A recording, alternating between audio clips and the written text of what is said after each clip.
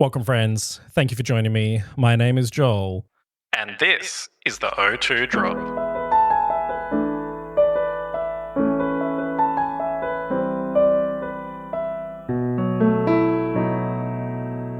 You are listening to your favorite made for adults Pokemon VGC podcast. Coming from Perth, home of Dan. Hello. Mark. Hi. Chris. Yes, we're back in my living room. For the, third time? Yeah, it gets better every time. Yes. And if you're new here, thank you so much for joining us. It's probably because of the guest we have on this evening. Somebody who you may know as being Wo-Chien's strongest soldier. You may know them for being one of the only streamers to bust out a hot girl walk in their videos. We're, of course, speaking to Moxie Boosted, a.k.a. his real name, Marcos Perez. What's a hot girl walk? That's what I asked as well. I think it was on one of your most recent streams. You were, I'm pretty sure you're on your under the desk treadmill while you were doing recording. For some reason, that has been dubbed hot girl walk in most of the places that I've seen it on the internet. Don't worry, Marcos. You're definitely not the only one who has not heard it referred to like that way. I'm cool with it. I reckon embrace it. I'll take the hot girl walk, but you know what? It's not the compliment I expected on a Friday morning. I'm still shocked that you agreed to come on this podcast. To be honest, I saw your New Year's resolutions was to do more collaborations, and I was like, that's it, I got him. Pounce on that. We're content creators. Look, he's stuck. He's got to say yes. Yeah, exactly. No, it should be told. I say yes to virtually every invite that I get.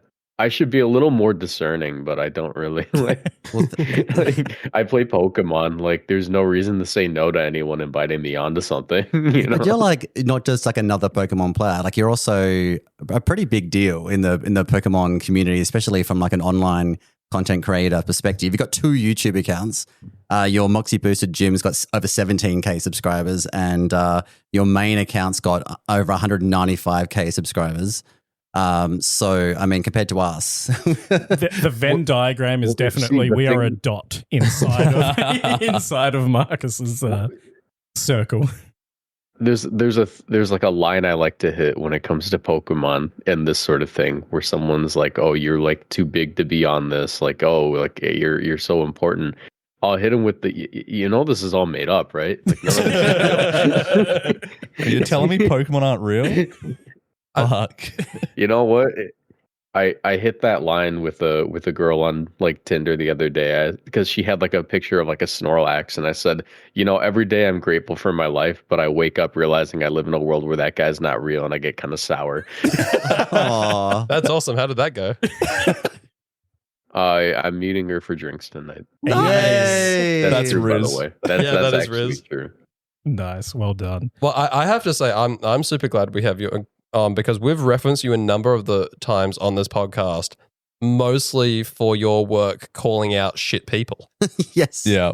It's yes. Really? Yeah. So a while ago, we did a video on we did a recording where we spoke about Neil Patel's video, where he did the tier list and then tacked on a hasty apology at the very end. And we referenced your comment as one of the few that didn't get deleted because it would have been noticeable if it did. And then just last week, we were talking about your comment regarding unwashed men who have never had a relationship outside of high school telling other men how to treat women. Yeah. You see, the reason that I feel so strongly about that sort of thing is that, when I was in high school, I wasn't smart. My frontal lobe wasn't developed, and I had opinions that changed. And you have to keep in mind, I was a 16-year-old with very little life experiences, and I think what really changed me was just getting to be in an environment with people I had never met before. I went to college, and whether the experience that expands your experiences with people who are not like you is college, some kind of job that you might take in a city that you've never been to, or whatever it might be. I think it's important for people to leave their base social bubble, and I think that once they finally do that, you'll find that people who know people who are not like them tend to hold more acceptable opinions of them. You know, like I don't know. It frustrates me to no end when people like when you can tell someone is only the way they are because they aren't very socially apt, or they don't have like a lot of just experiences outside their like the little bubble they live in. Yeah, for sure. 100%. That was basically the conclusion we reached as well, I think, was I think it bubbled down to touch grass, touch boobs. Yeah. And just, At the O2 drop. Go out and have a I would social personally exclude the second half, but It's a long story. It's touch boobs with consent. Yeah. Well, thank you. I was saying my introduction to feminism was when I finally hooked up with someone for the first time and decided I didn't want to hate women anymore. But Thank you, Marcos, for calling out. We have to say that we're like an adults only podcast because we do just like talk a lot of shit and swear, and it goes on tangents. Every episode gets the explicit tag, so feel I'm comfortable. Cool it's funny because it's at the beginning I was like the adults only VGC podcast. So what are you wearing tonight? Like, six-pack. I mean, it's Friday, but it's like 7 a.m. I can start early. we don't want to ruin you for your before your date tonight, so we'll let her do the ruining instead. But thank you for calling out these people's inappropriate behavior, because I see this shit go down on like Twitter and YouTube and stuff like that, and like using your platform to put them in their place. I'm like, fist pump with. It's not always necessarily putting in place, but just educating as well. Yeah, like at the O2 drop, where we are big advocates for calling out shitty behavior, and we know that our community is filled with, probably a larger number of, trans people, gay people, queer people, non-binary people than other communities that might exist, and we love all those people for just who they are. You love me for who I am, Joel. I do. Well, thank you. Even though you were mafia in our last server game. Marcos doesn't know about that. But before we've got our own, we've got some paid subscribers because we're a huge deal.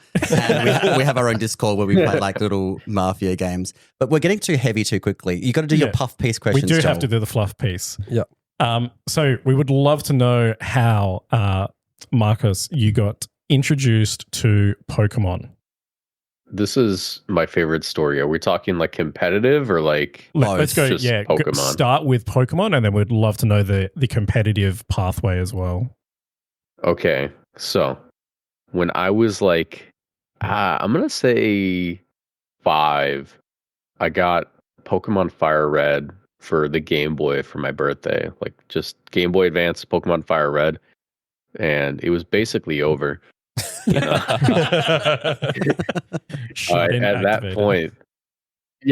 that point, it was like, okay, so you have this guy, he's 5 years old, he doesn't speak English very well, he just started preschool, so he's got to start learning, and he's got a Game Boy, he's got Pokemon Fire Red, he's not really old enough or has the social skills to ask to go play at other kids' houses yet.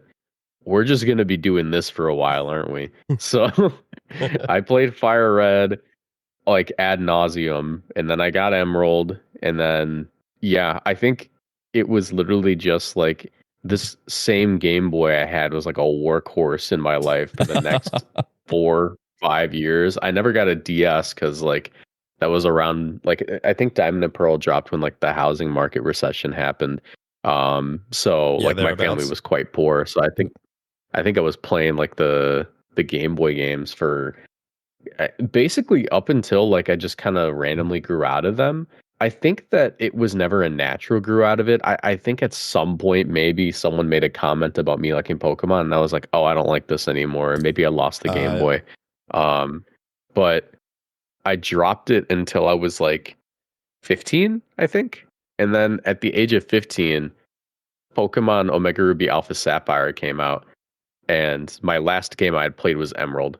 So I remember I got like my job at Walmart because you can start working at 15 in the States.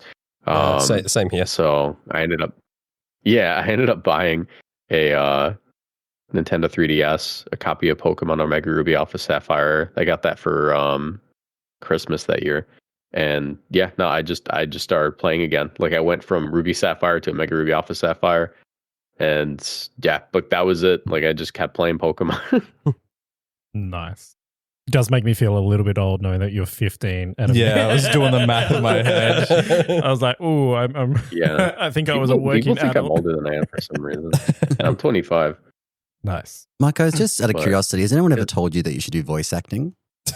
You just got such a You know what? good voice. I've been told I have a good voice, and during COVID, I tried to like make some extra money. Like this is when my YouTube channel I think had 20,000 subscribers, and I was like, people kept commenting me like, "Oh, you have a really nice voice." So there is some, if you dig deep enough, recordings of me trying out for voice acting in the most humble way you can. And that was reading children's books. Nice. Oh, Hell I read yeah. children's books and I recorded myself and I submitted them to a website where it's basically like whoever has like the best reading of the book, you just get paid like $100, $200. Oh, so And they then basically get a bunch of it people to just- record an audio book and then they buy the best one and then like distribute it? Yeah, it was. Yeah. So I did that, and I never actually had any of mine chosen, and I think it was because like at the time my microphone wasn't that good, or maybe like I was just like I was shooting for the stars. Like I would never make it as a children's book audiobook reader, you know. But I've considered maybe trying to do something in the realm of voice acting. I just know that before like having a nice voice comes having to be able to act, and that isn't necessarily something I'm good at. Yeah. Yeah. Yeah, I've had a similar experience. My dad always told me that I had a face for radio. Loving Oh my father. god. It was one of his favorite bits. dad jokes. Yeah, Yeah. face for radio, kid. So, what point you started? You said you picked it up again in Alpha Sapphire, Omega Ruby Alpha Sapphire. Yeah, around Got Gen there in the 6. end. Gen Yeah. 6. Yeah. When did you start actually like playing VGC and rocking up to competitive events? So it was funny because I have always been like someone who gets really like fixated on the current task that they're doing and like doesn't go to bed very early. I fixed that in my adult years, and then it all went to shit when I turned like 23 and started doing YouTube for a living. Because now I don't have a bedtime. So Got to get the job done first. yeah. So when I was like 15 or 16, I was just really someone who would lay in bed and I would put on like a YouTube video on my phone, and then I'd put on another one, and I wouldn't fall asleep till like 4 a.m. and I would be like falling asleep during my classes. Still did good in school, but like I was the sleepiest dude in that class every single time. Like, it was embarrassing. I would like my head would hit the desk sometimes and it would be audible. But yeah, so I would stay up late and just look up random videos, and one day I looked up like I was like, I wonder if there's like a competitive side of this. And that's when I Googled Beyblade World Championships. Hell yeah. And then in the recommended of the Beyblade World Championships was the Pokemon World Championships. And that's how I ended up learning about VGC. So I believe the video that I ended up watching was Jody losing to Pachirisu. So if Jody had not lost, I most likely wouldn't have actually discovered VGC. Probably. And we also wouldn't have that same filler clip played in every single broadcasted Stream, event. yeah. Jody's, Yeah, no, that's my favorite bit. Is like, did you know this guy lost? Jody's your partner in crime these days, isn't he? Yeah. I mean, more or less. Jody is one of the people who, like, I met him in Pittsburgh, I believe, right after the 2023 World Championships. Because like we had the World Championships, then there was Pittsburgh, and then we played that format for a little longer, and then we had the DLC. And yeah, so I've known him for just over a year, but it feels much longer. It's one of those kind of friendships. What a butterfly effect. If he never lost to Pachirisu, we could have had a Moxie Boosted Beyblade world champion. Yes, I want to be in that timeline. That's You wouldn't like that. My channel artist has been getting really into Beyblade recently. Oh, no. They've been letting me know, like, dude, the tournament structure of that stuff's crazy. I've 'Cause been it's like, hearing about it you recently. have A lot You of have a deck. Did you know that you have a deck in Beyblade? yeah. You've got three. You got to build 3 bays, and then you got to put them in a box, and it's like a best of 3, and you pull out one at a time, and you show each other. And Oh no, you've gone down the rabbit hole. yeah, as I've well, gone down the have you? rabbit hole. There was like a little subsect of our community that like the new Beyblade X came out, and like a few of us were like, "Oh man, this is going to be so easy! Like, let's get into this like easy dubs," and it's not. It's You have to just do not. like It a is not, team no. sheet basically where you got to like record like the different components of your Beyblade or something. Yeah, you can't swap it out, and Yeah, you can't use the same it's piece kind of twice. cool. Yeah. Yeah. It's cool in the way that like figuring out what the right piece for the job is. You know, it's like, facing off against this, so I'm gonna have to swap out my chassis for this chassis or whatever. And it's all very interesting to me, but I don't think I would ever personally pick it up. It seems too expensive. It's the same reason I don't play the TCG. Yeah. yeah, unfortunately, Yeah, it's like, Chris, you have a $150 Elite Trainer box sitting on your table that you haven't opened yet. I'm going to open it later for the content. So you saw that there was a world You know, championship Pokemon. Do you remember your first event, or like did you just get on like Smogon or Showdown or something for a while? Like, how did you build a team for the first time? So, my first team for VGC, I believe like I built it because I knew there was an event going on at the library, like really close to me. But I actually didn't start with VGC. I learned about competitive through that like Googling session, and it was VGC. But the first thing that I played was actually just Smogon singles, and I was never quite good at it. Like I just like, you know, because it's like the most accessible thing at that time. A lot of the VGC resources that we have today didn't exist, but there was so many Smogon resources. So I would like play in draft leagues. I would play OU with like Pokemon teams that were mostly like RU Pokemon, not realizing that, hey, maybe you shouldn't do that. I've been like I've been through every phase of like I am getting into competitive Pokemon that you can imagine. So that I think that's why I'm like a really good resource for people to not necessarily like learn at a higher level, but learn at like a level where it's, I am just starting this game. What do I need to know? Like I feel like that's like where I kind of shine, because I can empathize with but I really do want to use, I don't know, Pyroar. Like, I can empathize with them. Like, I get it, dude. It's not happening, but You can use it, but you might not have fun. Did Smogon ban any of your favorites that you wanted to use? They used to ban all the ones I liked, so I got really upset.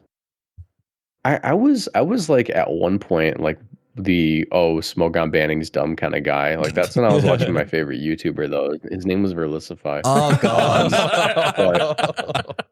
Yeah, I think that the only ban that I thought was kind of dumb might have been the Mega Mawile ban, but I was also really stupid. Because like that thing was broken. That was dumb. Like that was really broken.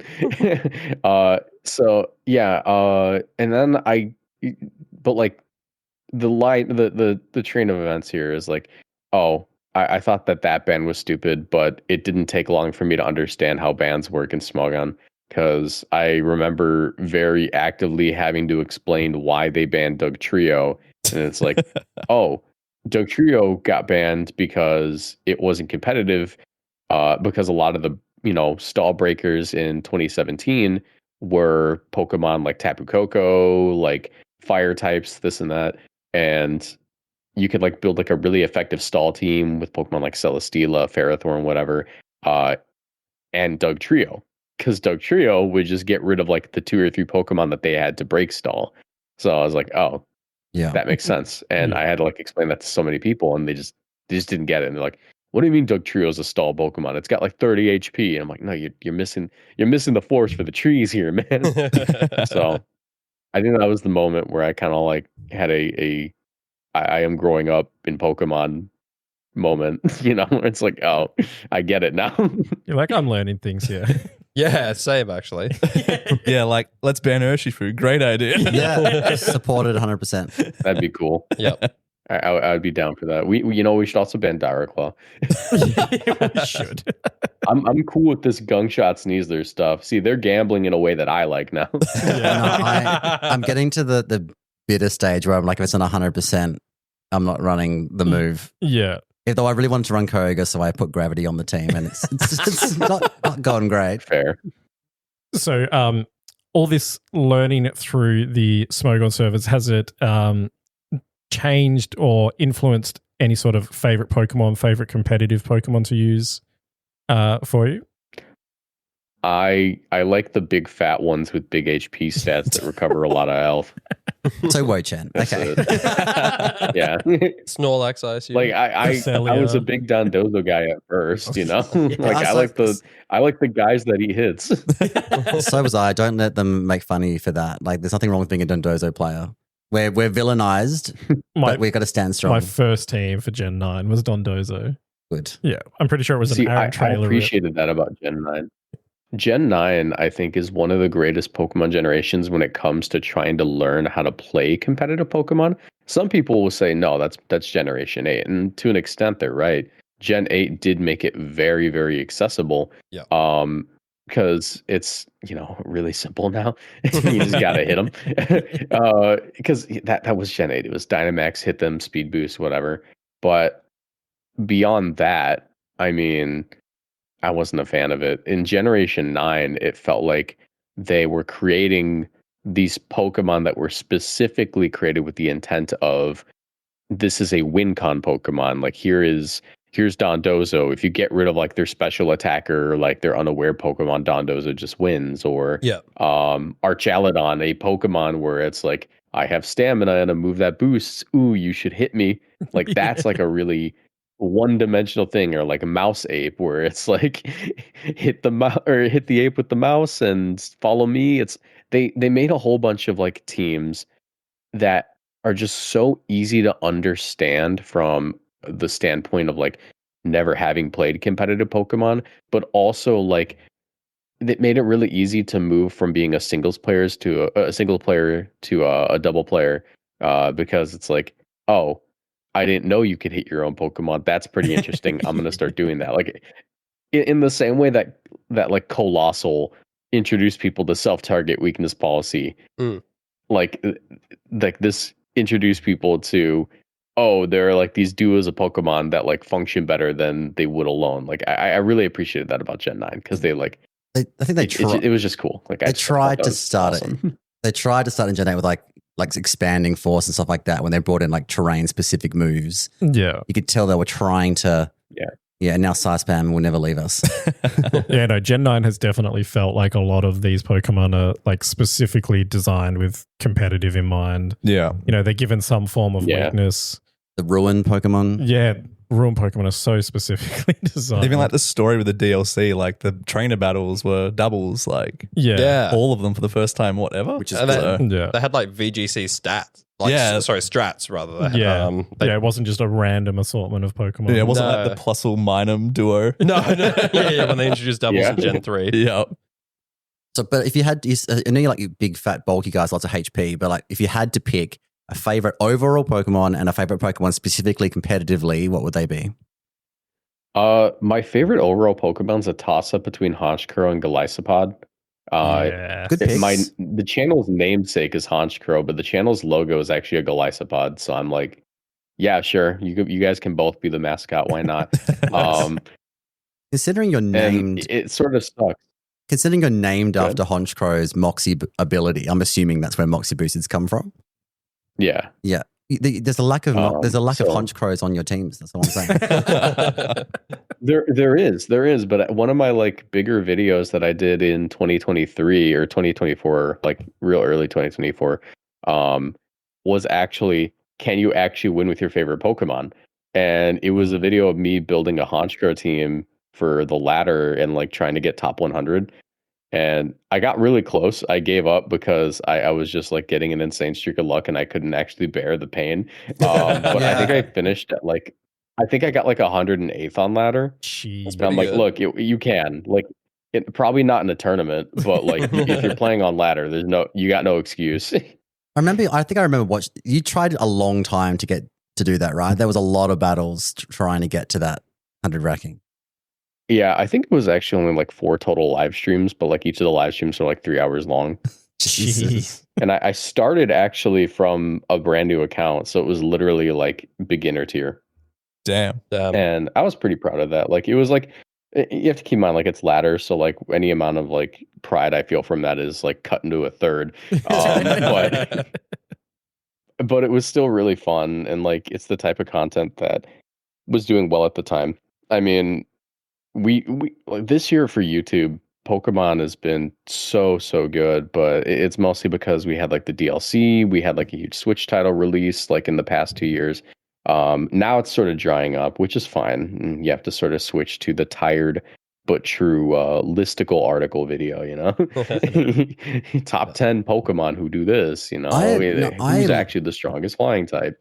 I love you've been doing like the ranking in tiers, like the Route 1, the early game normal type, like rodent Pokemon, and you did the bird Pokemon like early game. We're getting a bug one next.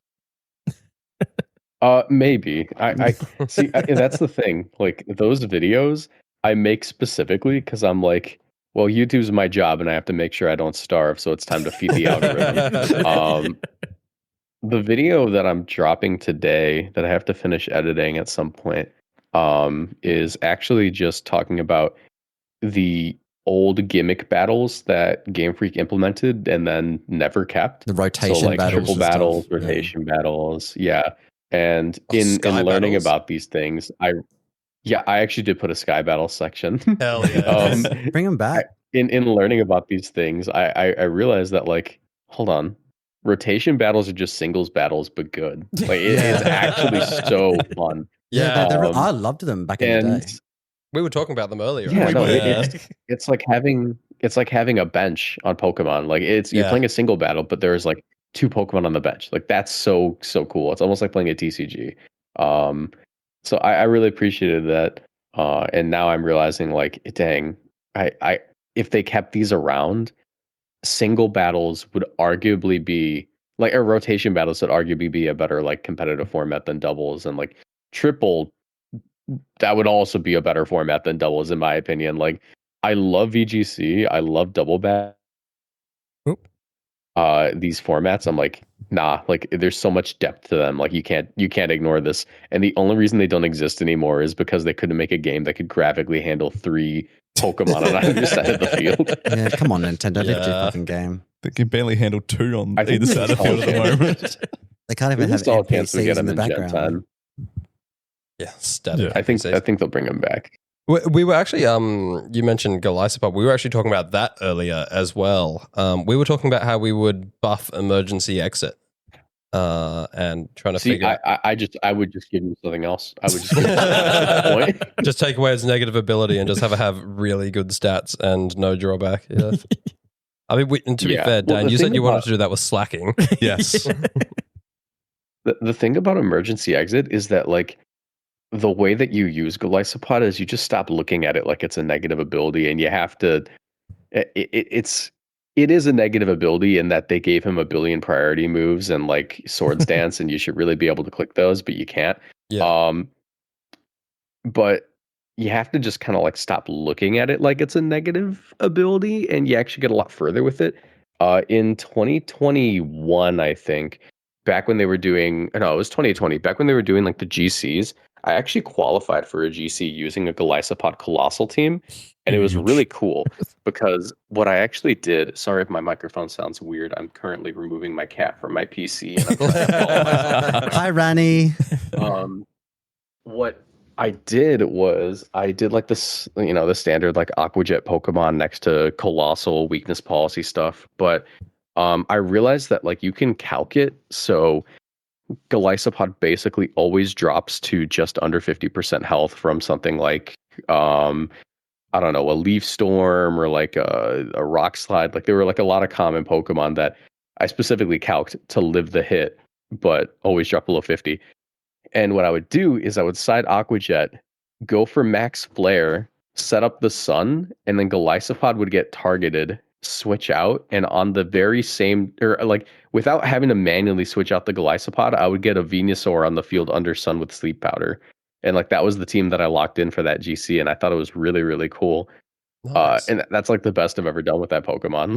Like, bring it back because it's just such a burden, dude. He's so bad. Is it Dexited at the moment? I don't actually. Yeah, it's currently Dexited. Yeah.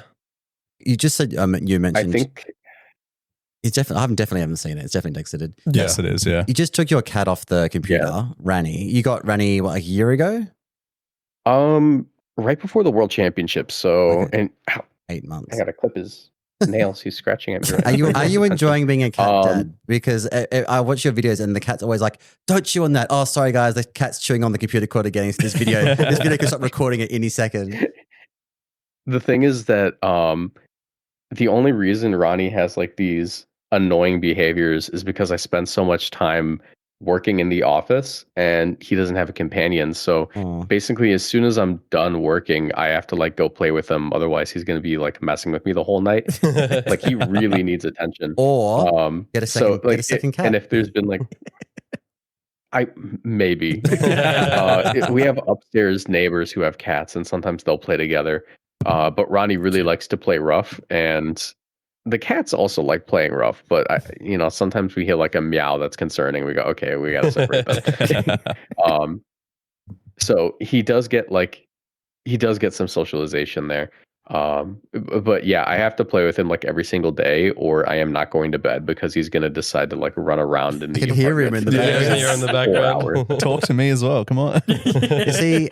This is an apartment, right? So like it's quite a small, like space. Not really. I mean, the best way to describe it is it's like a duplex, right? So it was a house that got turned into 2 apartments. Because some asshole decided to buy a house and say I could make 2 times as much money out of renting this. I'm like, okay, cool.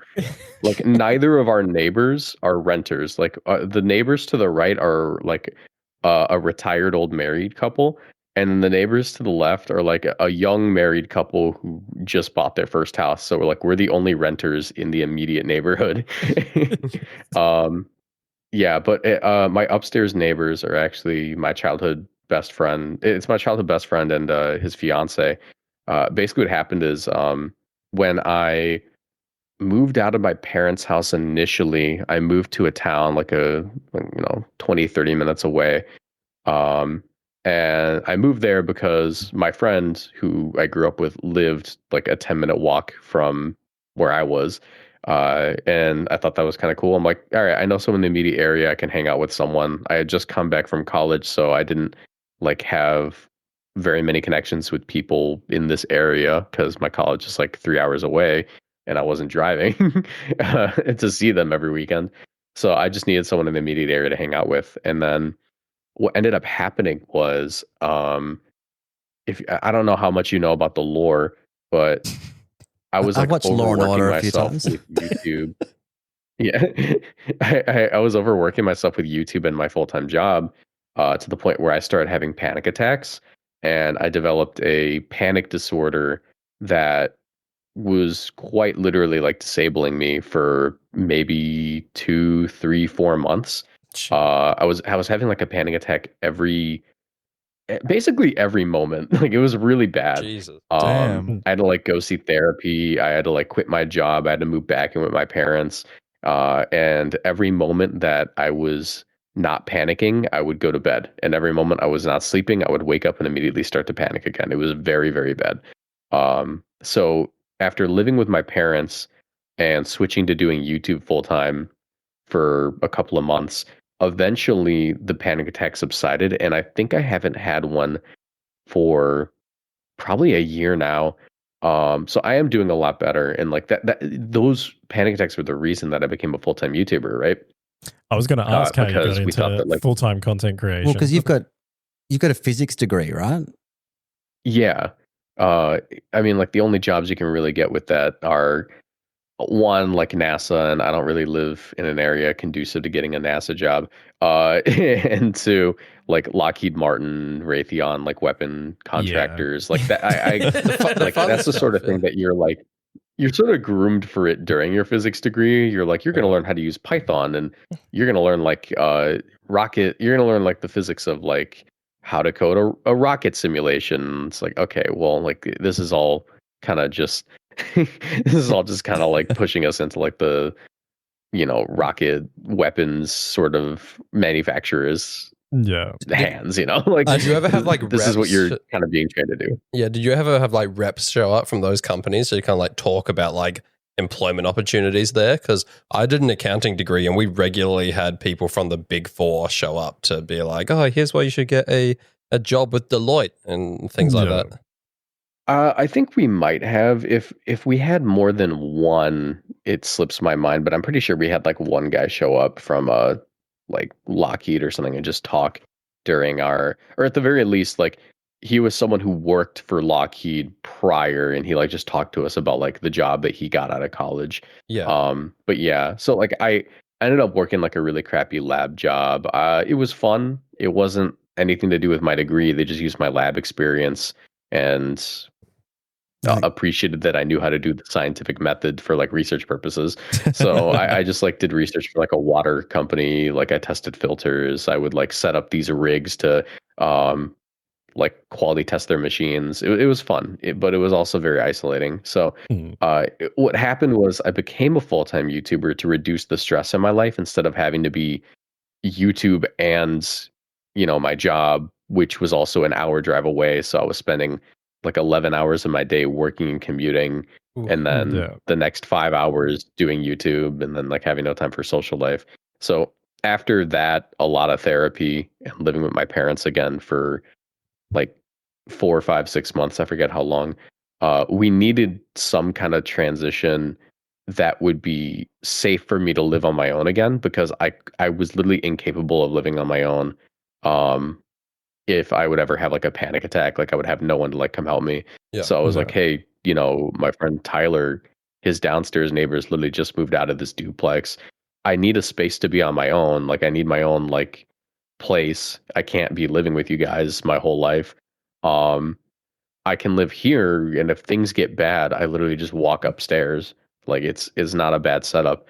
And things never got bad. I've been doing very good. I get anxious sometimes. But like I just like call a friend or whatever and just talk to them for a little bit and I get better. So I've been doing quite good. Like mentally I wouldn't say things have never been better. I think I liked it before I knew I could have panic attacks. But, does Ronnie help with the? But yeah, like I haven't had one. Does the cat bring comfort? Because I love cuddling. I've got 2 boys. I'm a fellow cat dad. I think we're all cat dads on this podcast. There is 8 cats between the 5 of us speaking right now. Yeah. Oof. I almost have half of that. Yeah, you do. I would say Ronnie brings me a great deal of comfort. I mean, like if I ever get stressed, I just pick him up and start like playing with his tummy. I'm like, Do you ever? I don't know he's been very helpful. I don't know if I'm the only one. Everyone, please answer this. Sometimes like the most satisfying thing is just like sticking my face in their belly and just like rubbing my face into their stomach. Yeah. Like they tolerate it. I did that the other day. Yeah. My cat Esper. He's cool with it. Yeah. My cat Esper doesn't allow me to do that, but he does enjoy being like snuggled like a baby. Which is quite funny because I can usually get him to pull like a massive derp face with the tongue hanging out.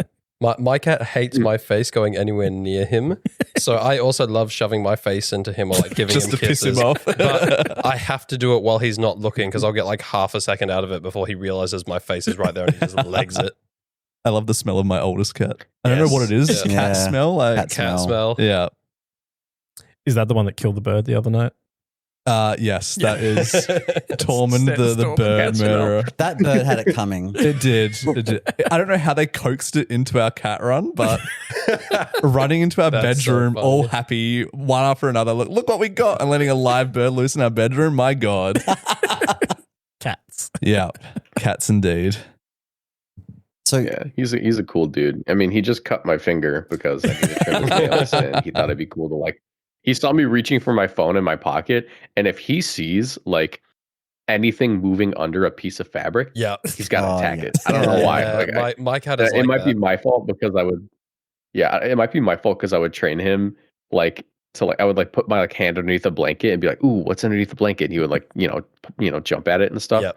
And sometimes, unfortunately, I'll be laying in bed and I'll scratch my balls and he'll just absolutely assault my nuts, just completely just pounce onto them. And it was when he was little, it would hurt. Now he's a trained assassin. 15 pounds. Yeah, it hurts. So like I'll literally like, oh, my nuts itch, and I'll put my hand in my pants and I'll go like, he's nowhere to be seen. Thank God. He will. Because I've had some painful ones. He'll get older and chill out. Yeah, once he hits like 2 or 3 years old, he'll start to settle down. But my cat recently has started taking to like, he likes to, when I'm in bed, he likes to snuggle, so he'll come and sit on top of me. But he's recently taken to when he's done, he decides he's going to like properly take off, so he'll springboard himself off me. And sometimes it will be on my balls, and we're just going to like take off. And yeah. Mine have to guard me on the toilet. Ronnie, oh my God.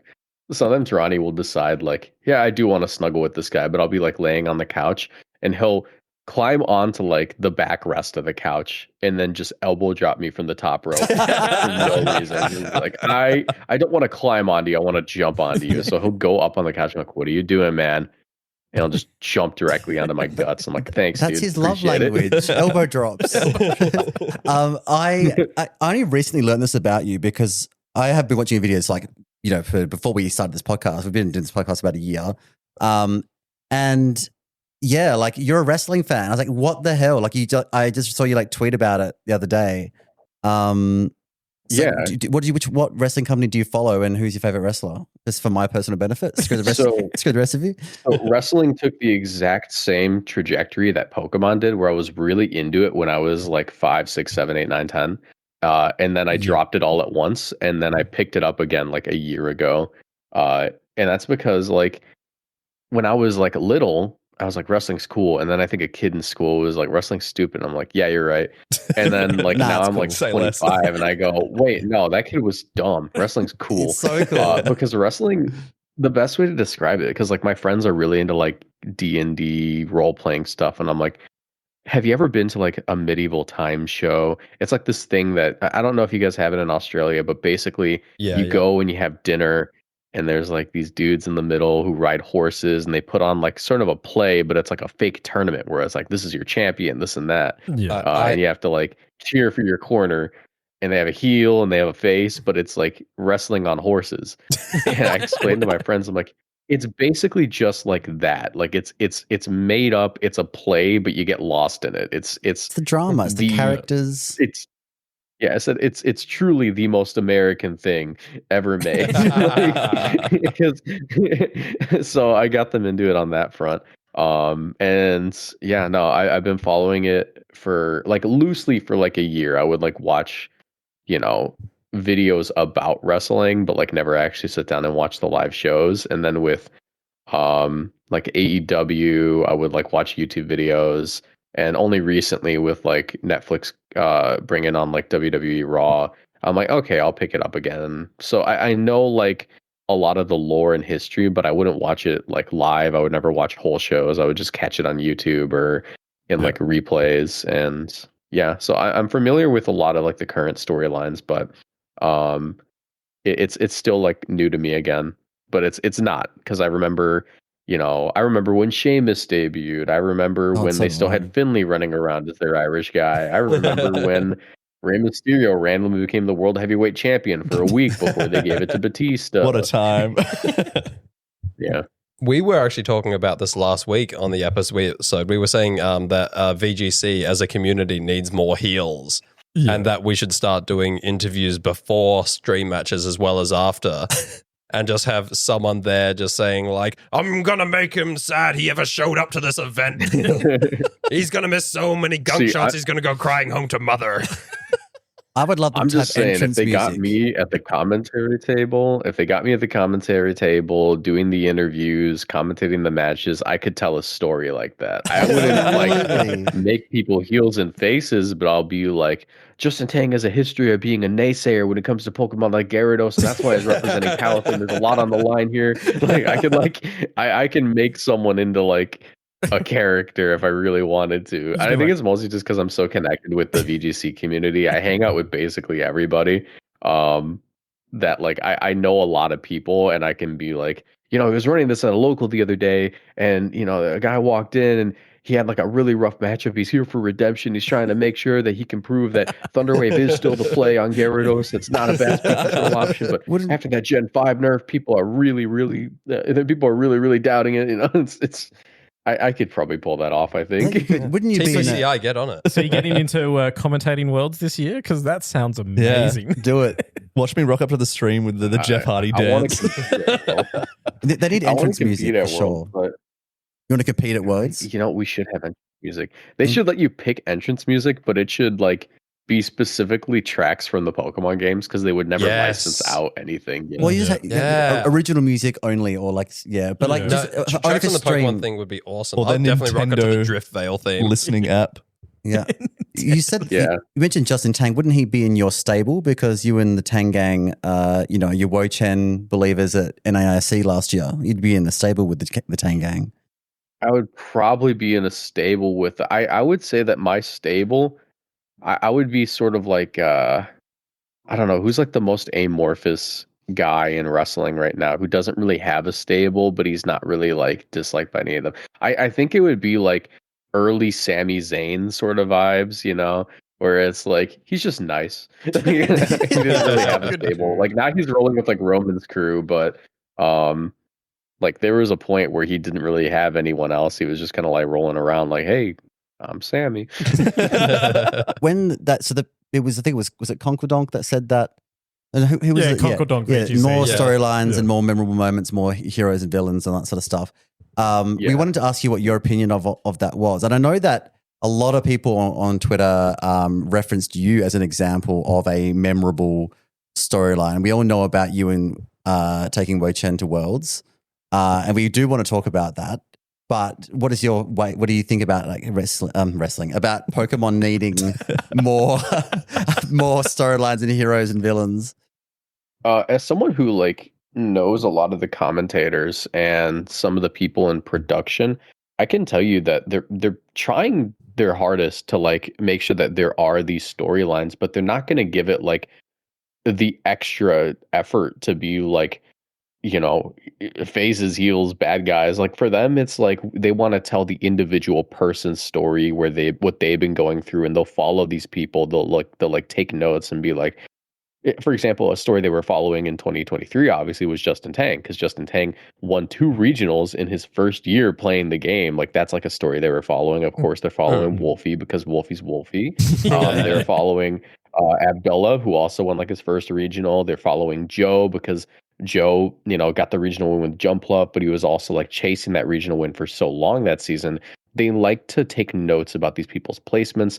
They'll all like the casters will remember like how they've done at previous tournaments, and they'll also, make sure that whoever's on stream is someone who is a person that they're following, because they want this extra footage. I can tell you that much. Like, but they're definitely not going to be like creating like these narratives about like who's a bad guy and who's a good guy. I mean, like, and you can tell they're giving it the extra effort with like these player profiles for like Justin, for James Evans. Like they will tell you like the player's history, and they'll play it between stream matches on the on the stream.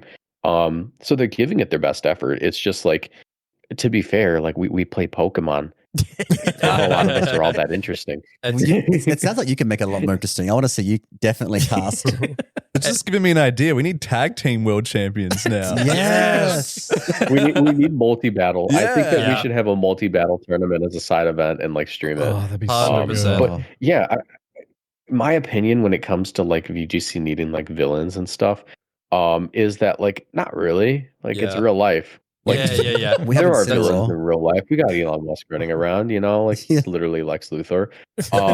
But well, he's like Lex Luthor if he wasn't too smart. But like in real life though, in like these events where the whole point is just to see who's like currently the best in the region, the best in like the nation, or who could afford a plane ticket and is the best in a different nation that came over here to play in our tournament.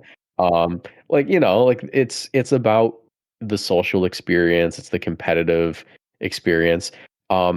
It's not necessarily something that needs a bad guy. And like the thing is, when it comes to like having bad guys in tournaments, is typically that sort of person who wants to play the bad guy isn't necessarily someone who actually wants to be disliked. It's that they got called out for being like a transphobe or a racist on Twitter, and now they're like, I must be the bad guy. Like they're like weird about it, Yeah. Like I know people like that where it's like, VGC can't handle hearing the truth. But, Donald Trump's back in office. Like, they'll be weird. It's like, dog, it's real life. Come on. I've seen a few things like that where people have gotten DQ'd from a tournament or something, and then they just like take it to like Twitter as notoriety, and they just get a bit weird about it. They make it their whole personality. Yeah. If you want to be a Pokemon villain, just run Dondozo. Works for me. Exactly. Like we have villain archetypes. If you want to be a bad person, be someone who runs like evasion muck at every tournament and somehow manages to get on stream and makes like a deep day 2 run. Like, and no one's gonna cheer for you if you're running like Muck Smeargle. You will be the bad guy, and you don't necessarily have to. You don't have to be mean to do that. You can just lean into it and be like, I like to run evasion strategies because I genuinely think that this is something that I'm good at, and if you don't like it, then that's just like that's a skill issue problem, right? Yep. Like that is like that is a true villain. Yeah. Like I don't like that person anymore, but they're not mean. Yeah, I think in Perth we love to have like these pretend heels that we kind of make up. So we just had our Perth regionals in December, and we were like acutely aware of how many people from over east, like Eastern Australia, were going to come to the Perth regional, and how many international players were going to come. They were all evil villains. Yeah, and we were like, Easterners. We were like, we can't let Japanese players win our regionals. They can't steal it from us. They can't steal it from us. Sorry that you guys get invaded every year. Yeah, we can't let Diego come in with his hard trick room Sideman bullshit. Yeah, and then, we got to the point where I think we had 2 Perth people in top 8 or something like that, and then they got eliminated, and we're like, right, the Easterners have to beat like the Japanese players now. The lesser evil, lesser evil. And then like, the Japanese players didn't make it through the finals. Like, Australia won the regionals. Yeah. Marcos, what do we have to do to get you down to an Australian regional? Or if I'd love to get Oceanics back. Pokemon Company hates our region. They took away all of our events and all of our, prestige. Invites. And they keep scheduling. We get 20 invites for Worlds. They keep scheduling GCs on our regional weekends for Australia. And my birthday every year. I'm convinced that someone at like TPCI watched like that old TV series Lost, and they're like, planes headed to Australia fall out of the sky and end up in like interdimensional islands. We can't be hosting these things. Like that's like my headcanon as to why they took away like Oceania. We can't afford to lose Necro. Don't do it. If you want to get me out there, all you really need to do is like have an event that is on a travel weekend that's really cheap, and that's it. I've always wanted to go to Australia. My old channel editor, Balin, is down there, and I really want to visit her. She's like someone that I still need to meet. I'm probably going to meet her at Worlds this year. I'm pretty sure she's hard locked into that. So what city does she live in? Yeah, no, I forget.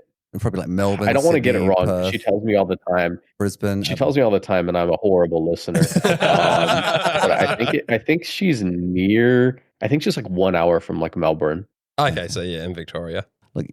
If you obviously drinks on us. Victoria. Yeah, Melbourne regionals is happening in May this year. Is that confirmed? Or no, it's rumor. Rumor and hearsay. We have 2 confirmed. Yeah, they started the year with only 2 regionals locked in for our entire region. Marcos, you're not the first person I've asked to come to an Australian regional. Mark knows where this is going. So I started probably April last year, April 24. I started a #Wolfie Goes Down Under campaign, And our colleague here, Dan, was photoshopping Wolfie into like various locations around Perth and like, funny sort of memes. And I was just relentlessly posting them on Twitter, trying to get it trending, trying to get it like this momentum of like, it's hard to be trending when you're the only person on Twitter posting the hashtag. 5 people reposting. I was retweeting. Thank you, Dan. And obviously Wolfie got fed up with being tagged in his dumb posts all the time. All I was trying to do was bring back like more recognition and more attention to the Oceanic region, get more profile players coming to Australia, try and like, put Perth on the map more, because Perth Regionals, we've had like, had like a decade of Perth Regionals. Let's get some big names here. We've been getting a lot of growth as well. Yeah. And he blocked me on Twitter. So really? Oh yeah, no. He is now my, like Pokemon arch nemesis. He's made himself a heel for Chris by having boundaries. It's really annoying though, because I actually love his videos and I still support him. But the thing is, I just want to know, are you on like talking terms with Wolfie?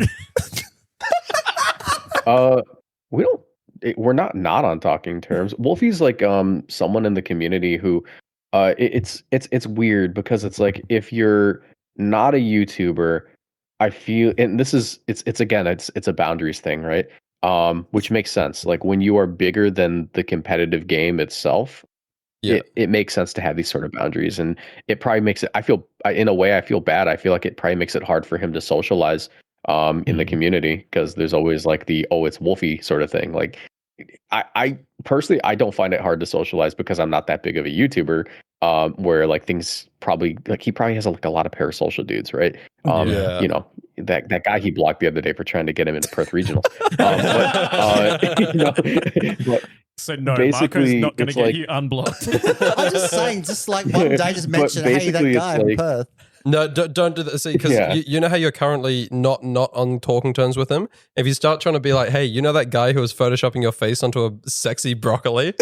He likes broccoli, and we have nice broccoli in Perth. The best. We have the best broccoli. Basically, it's like, I think it's like, if you're not a YouTuber, it's like, oh, well, you're a fan, which makes it hard to hang out because you're a fan. There's like that weird like social dynamic. But like if you are a YouTuber, it almost feels like you want to talk to the guy, but you also don't want to come across like you're trying to like clout chase. Yeah. And like that's that's the hard part, because like he is genuinely someone I would like to talk to and like pick his brain and just like see what kind of person he is interpersonally. Because I've heard stories that he's like a really nice guy and like a really cool, chill dude. But I've yet to actually like sit down and have like a real conversation with him. The last time I spoke to him, I was talking to Yodam. I know a lot of like his friends. Like I talk to them and like I'm chill with all of them. But I was like talking to Yodam right before Louisville Regionals, and I was like, Yodam, I'm gonna be so for real. My tummy hurts so bad. Do you have any Tums? And he's like, I don't have any Tums, bro. I just gave away my last one. And then Wolfie's like, I think there's like a CVS across the street, dude. I'm like, oh, okay, thank you so much. And I ended up spoke to you. Oh my god. Yeah, you know, I should have turned and be like, "Oh my god, Wolfie got that!" Like, I should have made it so weird. No, but yeah, but he's chill. I just like don't really like talk to him. He doesn't like follow me on Twitter or anything, and that's because like his follow list is so short. I think his follow list is basically just people who, like he's very competitively focused, right? Like he's very locked into the game. Like I remember, I think it was, I think Joe UX9 got the follow back literally right after he won Portland Regionals the other year with like Jump Left Torkel. There you go, Chris. Just Winter Regionals. Winter Regionals done. I think we have like anecdotal evidence of how chill people like Woofy and Cybertron and Marcus for speaking to us this evening, because at Worlds, one guy from Perth just traveled on a spectator pass, and he got like 40, 50 items signed by like Woofy and Cybertron, and they were like 20 printed headshots of Cybertron.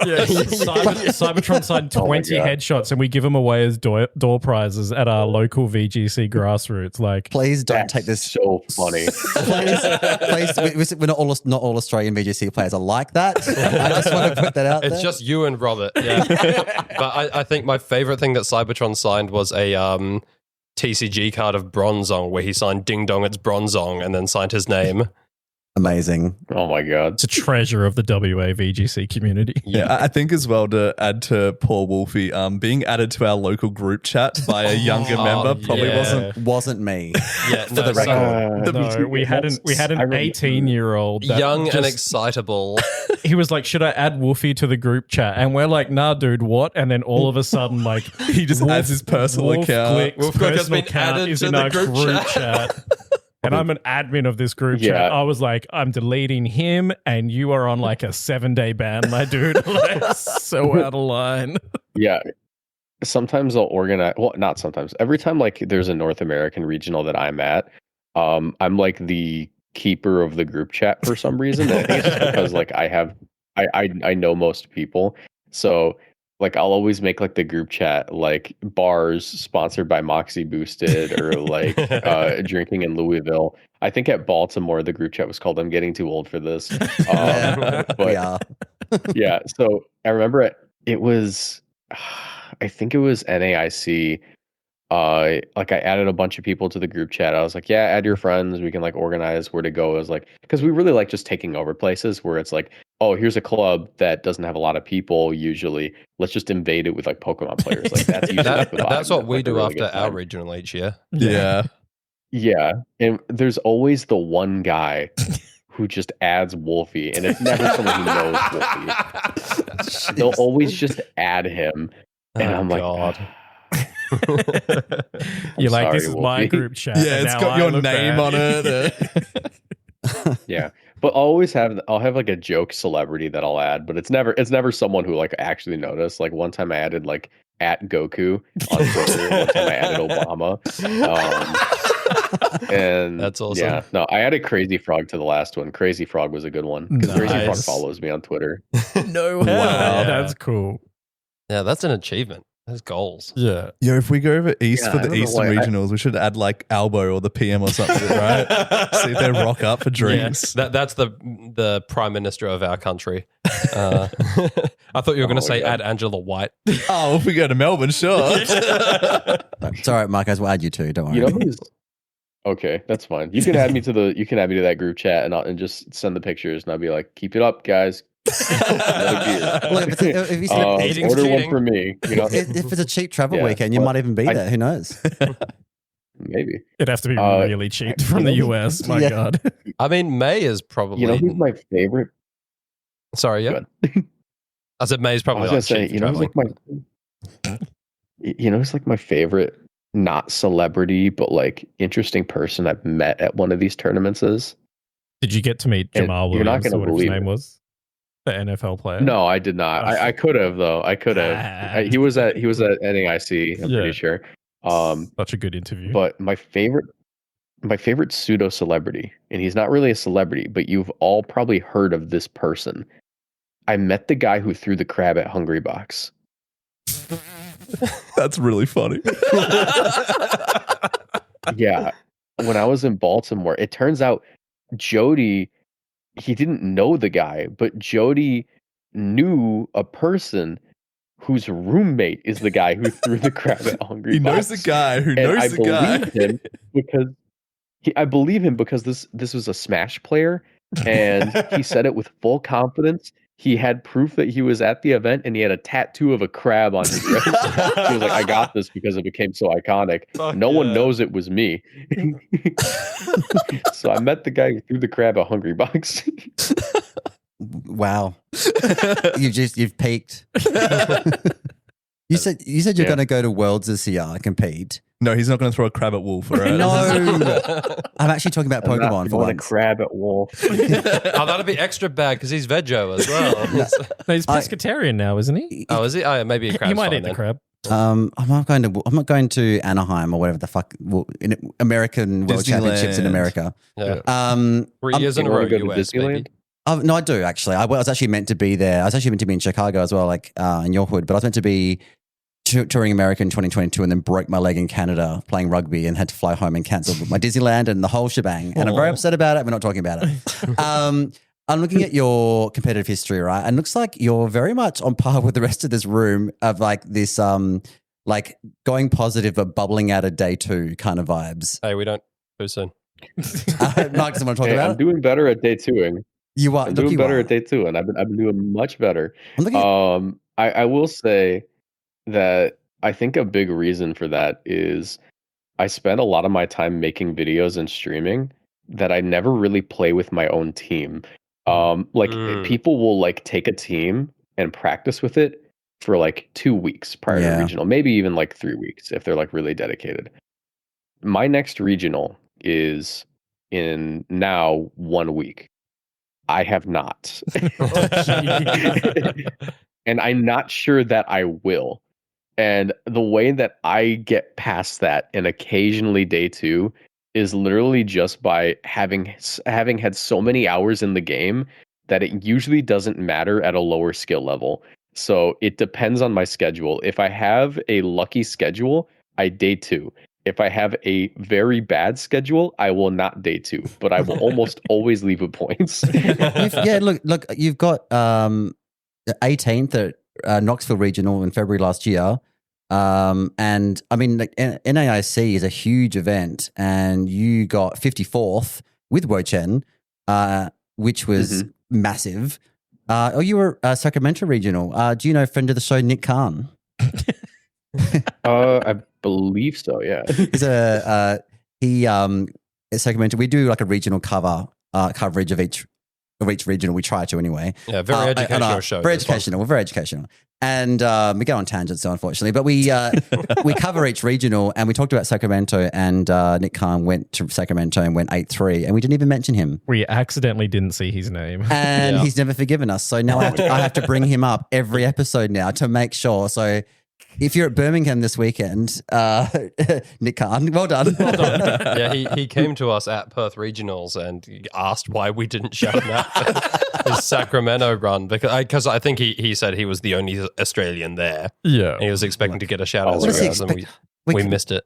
I'm sorry. Okay, we try really hard. Again, these fans with parasocial relationships trying to just come up to us at the regional, I tell you. Yeah. Marcos, can we talk about? Oh yeah, sorry. I was gonna say, speaking of the upcoming regional, can I spoil you guys on some like real bad news? No. Yeah, is this an O2 Drop exclusive? Boom boom. Yes. I have unfortunately relapsed. And I am bringing the Snail. Yes. That's fantastic. It's not news. even it's not even a bit at this point. It's quite literally like this Snail has become a competitive crutch for me. And it sounds like it should be like it sounds like it's not like a crutch. It sounds like it's actively dragging me down, right? But I don't know how to play the game when I'm not taking 75% damage. It sounds like it's your emotional support Snail. What's if you don't mind leaking it before the next regs you play at, what's the source? Like, what's the set? What kind of team do you run it on? Specs Pagos Wo-Chien. And the idea is that Specs Pagos is like a really kind of crazy Pokemon positioning wise. Like if you just get it in the right spot, it just takes a KO. Yeah. And also like forcing Terras with like, Booster Flutter. It's like a very standard Pagos team, but like I dropped the grass type for Wo-Chien because I realized that if you combo like faster Wo-Chien with Pagos, you're able to usually Pollen Puff before the second attack happens from the opponent. Okay. So they can't double up and KO it because you just keep restoring the Terra shell. What is Wo-Chien's base speed? 70. 70. Okay, yeah, so it's not 70. slow. Yeah. It's not low. Like that's the reason it did good at NAIC. Yeah, it's the reason it did good at NAIC. Because like you would combo it with like the slower Kyogre, right? And you would just consistently get full power water spouts. It's kind of like that, but it's just surging strikes. Every hit's resisted. It bounces off of it. You get back up to full. Close combat. Every hit's resisted. It bounces off it. You go back to full. So what ends up happening is like turn 1, they really want to focus the Specs Pagos because it's scary, right? But then they fail to pick up the KO. And then it's back at full. And then they look at the situation and they go, well, obviously I need to kill the Wo-Chien here. Otherwise, I'm not breaking that Pagos. And then they hard focus the Wo-Chien. And because of that, you just got 2 free single target Specs Terra Starstorms off. And you probably didn't lose the Wo-Chien either. And now they still have to deal with the Terra Shell. It's a very funny combo because you just don't get to touch it. Like I was playing it for like Jody and like Kona and like a whole bunch of other people. I played it for like Olivia, a box of Timbits. And she was just like, out of all the Wo-Chien teams you built so far, this is probably the only one I think makes sense. That sounds heat. I want to try that. Yeah. That does sound really good. Like, I mean, so Worlds last year, it was, you went 2-6. Is that correct? Yes. Yeah. Yes. And we all remember, the photo. Stupid. Can I just say that photo is like possibly one of the best pieces of media of modern day art that a Pokemon player has ever put out. It was dumb anyway. Like we all looked at that and we're like, oh man, that's like heavy. Like it was very emotional. Something about that photo, the composure, everything, the story behind it. We were just like, wow, like, whew, that's heavy. And it was just a photo. It was. I had Yodam take it, and it was funny because I was like, "Oh yeah, I finished my run. Like I did really bad." And he goes, "Oh, it sucks, bro." I'm like, "Yeah, can you take a photo for me real quick?" And he goes, "Why?" I'm like, "Oh, you'll see." And then I'm like, "Okay, so make sure that you catch my foot walking away in the background. Make sure like it's kind of blurry, but like Wo-Chien is like focused in like in the foreground." And he goes, "Okay," and I post it. And he goes, "Okay, I get it now." Do you still have the Wo-Chien necklace? The Wo-Chien? The Wo-Chien. The Wo-Chien. It's not connected to a chain at the moment, but it is sitting in my living room as a keepsake. Nice. I think that was the story of I Worlds. might bring it to if I day 2 San Antonio Regionals with Wo-Chien, I am going to bust it out. But I'm not going to bring it on day 1. Like I'm going to keep it in the hotel room. And if I day 2, I'm gonna bring it out because it's going to be a really goofy bit. Nice. Yeah. I'm actually really glad that because I was going to ask you what you're cooking for Reg G, because we do like to try and give some competitive guidance on this show. We are an educational podcast. And you brought on the wrong guy. Yeah. Well, we're looking. As I said, I watch your videos, and this is some of the things that you've been running on your. I know these are all mostly from your fans that send these in, but we've got Flatter Grimmsnarl with Mirror Herb Cali Shadow. Okay, I made that one. That's a good GC tech. I'm not even going to lie. There was your Iron Ball coaching Galarian Zapdos, or Gapdos for the cool kids. Calyrex Ice Rider. You had, I love that team. Yeah, we had Eternatus, Araquanid. You had the Palkia Origin form with Dragon Cheer, Iron Jugulus. You had Gravity Sandy Shocks with Groudon. That makes sense. I've run that before. Yeah, and there was Groudon Walking Wake Chi-Yu. Actually, did you enjoy running Walking Wake, or was it a fraud? I don't think Walking Wake's that good. I don't think Walking Wake is. It feels like it should be a lot better than it is. Yes. I think if Walking Wake dropped last gen, it would be a top tier. But because it's this gen in a game where it's like, wow, Walking Wake gets a speed boost under Sun. You know what else gets a speed boost under Sun? Fluttermane, and it dies. I've been running a Koraidon team because I've been wanting to really try and make a Sun team work in Reg G. And I found Walking Wake is quite good, but yeah, absolutely same in my experience. It's just shitter than it feels like it should be. Yeah. It's just so weird because Dragon Water is it's such a good also just like, it's the fact that like you have to commit a flamethrower. Like flamethrower doesn't KO AV Rillaboom usually because it's not stab, right? Yeah. And you would have to be like Life Orb, right? So it ends up in a position where it's like it doesn't quite pick up KOs in the Pokemon it needs to, but it also gets like one shot by Pokemon that outspeed it somehow. This Pokemon with like over 110 something speed, I think it might be like 120 something. It's like a 121. Gets outsped by stuff still, and one shot by the things it gets outsped by. It's just an unfortunate Pokemon. That's the best way to put it. It's good. It's unfortunate though. Yeah. The Rip Iron Leaves, didn't even get to mention. Yeah, I was gonna say, Leaves feels kind of the same. Leaves like it looks like it bad. should be good, and it's just not. And we were playing around with it. Look, with they gotta Koraidon stop too. making these 4 times week to U-turn Pokemon. That's Honestly. all I'm saying. Like I know I run Wo-Chien, but Iron Leaves is worse. Hey, as someone who took Slitherwing to the most recent tournament we had here, And you did really well, Mark. big first impressions. Yeah, I bubbled out a cup, I took much like our friend Marcos. Yeah, I took Gravity Iron Crown with Iron Valley and Hypnosis and Origin Pulse Kyogre. It was great. Didn't win. I've appeared on stream with that all team. bad people. That's what I'm learning. The worst. The very worst. Yeah, don't come to Perth. We just run some of the most heinous jank here. How dare you disrespect my decorate Smeagol like that?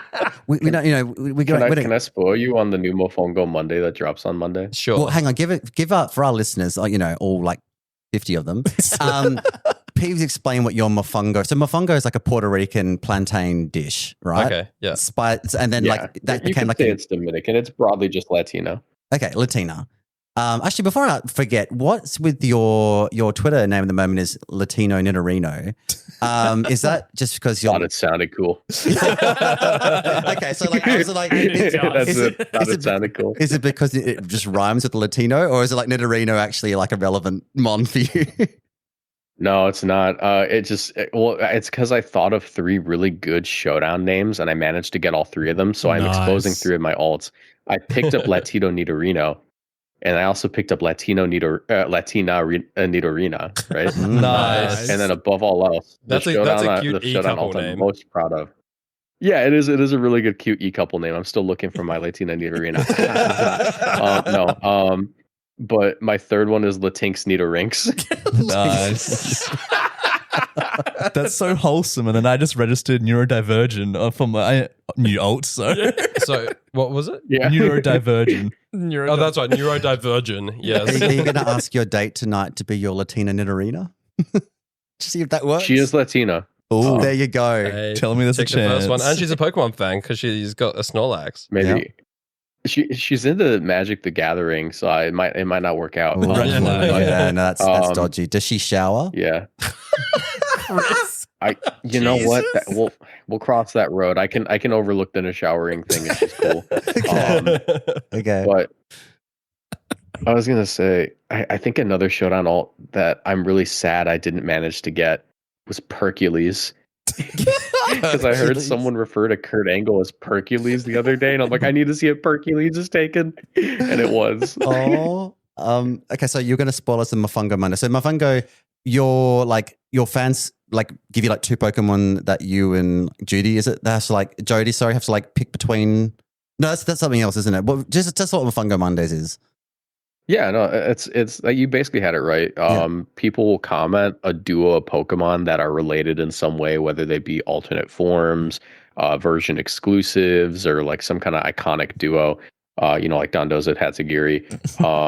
And Jody and I each have to pick one, and we build a team, and we take it on the ladder, and just it's basically like. It's like Master Chef. It's like, all right, what did you cook for us this week? And this week, I can.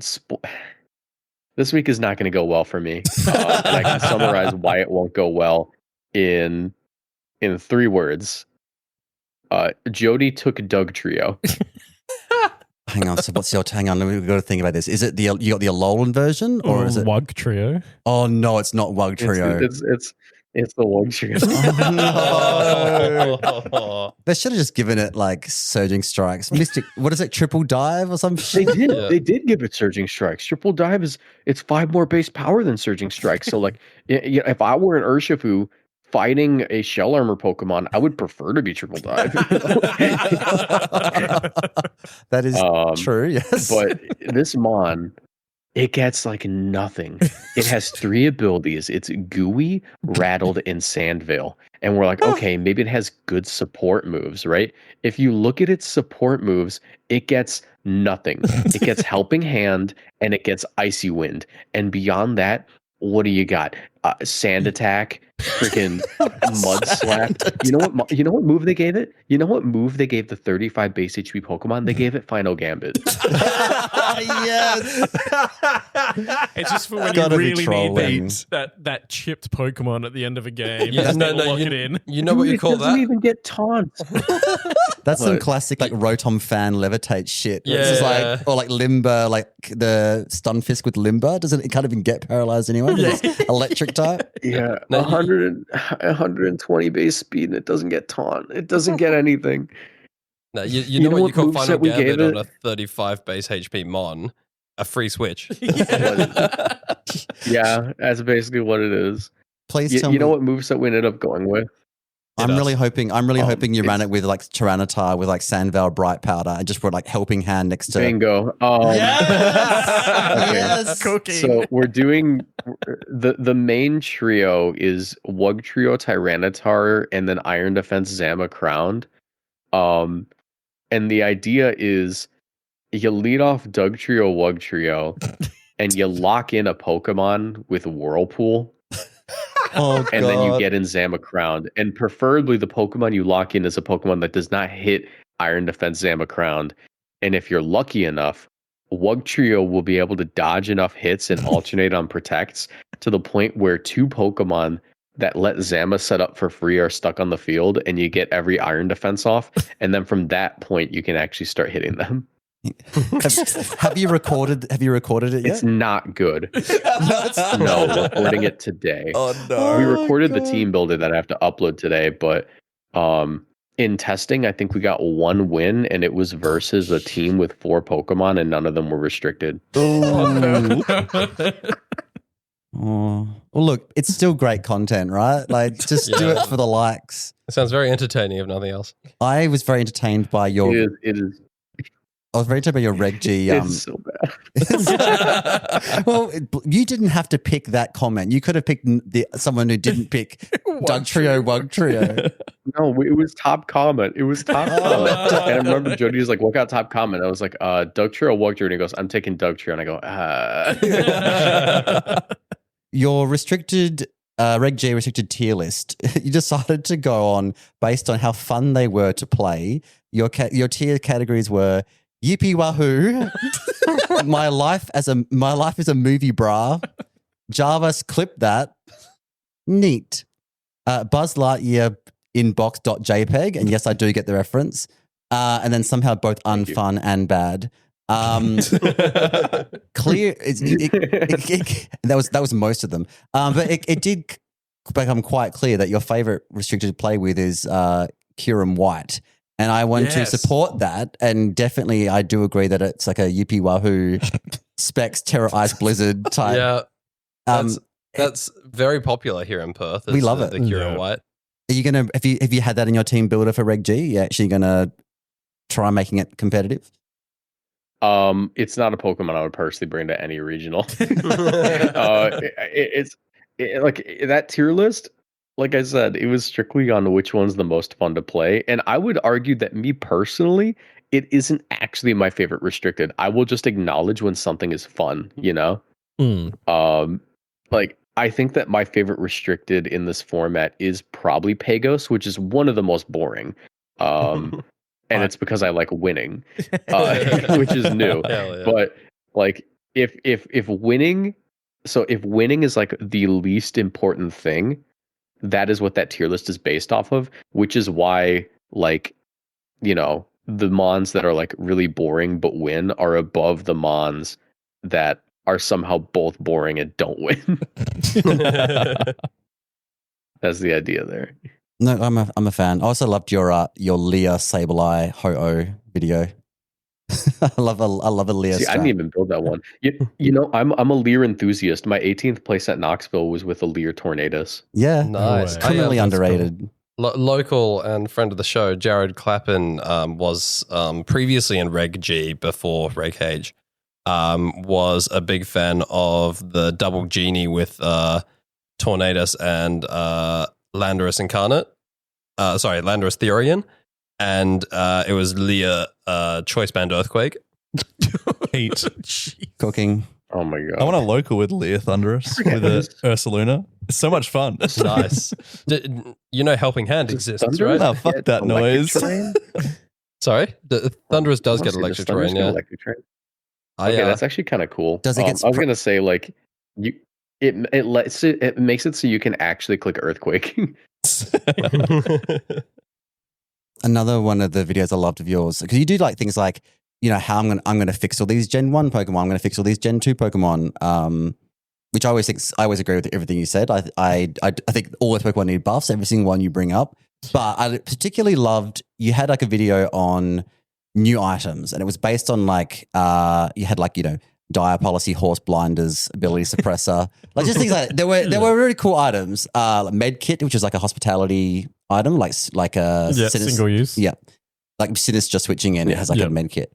But I just want to say, so I don't know how long ago this was. It probably would have been like 3 or 4 months ago. I was on this podcast advocating for a held item that stopped critical hits because I was a Dondozo player and I was sick of Urshifu's bullshit. And I said, we need an item that's like shell armor. And I didn't call it Lucky Shield at the time, but then I watched your video. I was like, yes, validation. I do remember us having this conversation. Yeah, but you wanted it specifically because you were deep into Dondozo at the time. Yes, I did. And we were like, no.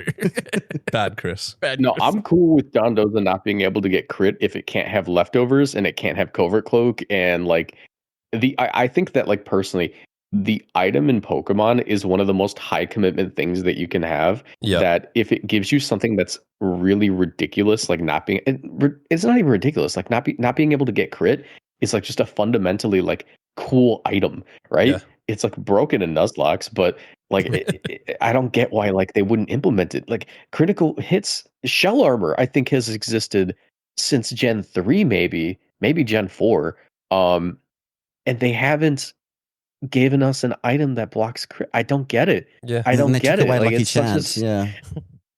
yeah, and they took away Lucky Chant. I'm not saying Lucky Chant would have been important. I'm just saying that like Togekiss got it in Gen 8.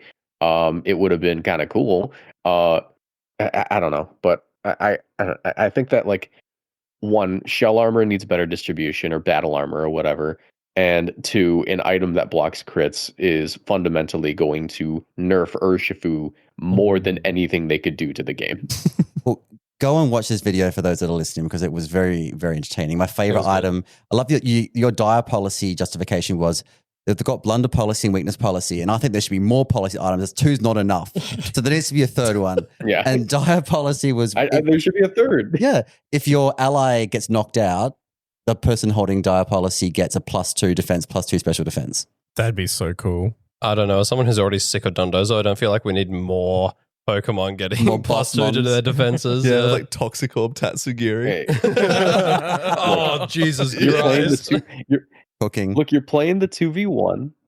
Like you have a Garg, right? Garg's already playing the 2v1. It's probably not going to win it, and it's not going to have passive recovery.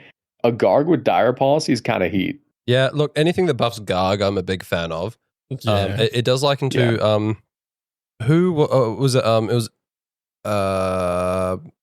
Fedicampo who managed to win that 1v4 with just his like +6 defense Archeliodon. Yeah. At some Reg H tournament a while ago. So yeah, I vibe that. I think that it would be really cool. This is an idea I floated a while ago. There's a video I want to make, right? And I'm gonna say it out loud. And I don't like saying my video ideas out loud, especially when it's like not really high concept, but like something that no one's done yet. And I had everything set up. I just never got around to hosting it. I had a guy make a metagame. Like, you know how you can like code your own metagames on Showdown, right? Yep. Yes. Yeah. He made an other metagame where he implemented Gen 3 double battles mechanics, aka, just regular double battles, but like it was Gen 3's list of moves that were like in the jump from like Gen 2 to Gen 3, like which moves became spread moves, this and that. Yeah. But it was Gen 1. Like we managed to implement double battles into Gen 1, and it was really fun because there was no protect and Blizzard was broken. Blizzard was like a 50% freeze or something, wasn't it? It wasn't 50, it was like 30, I think. And there's no special. We managed to get split. that working.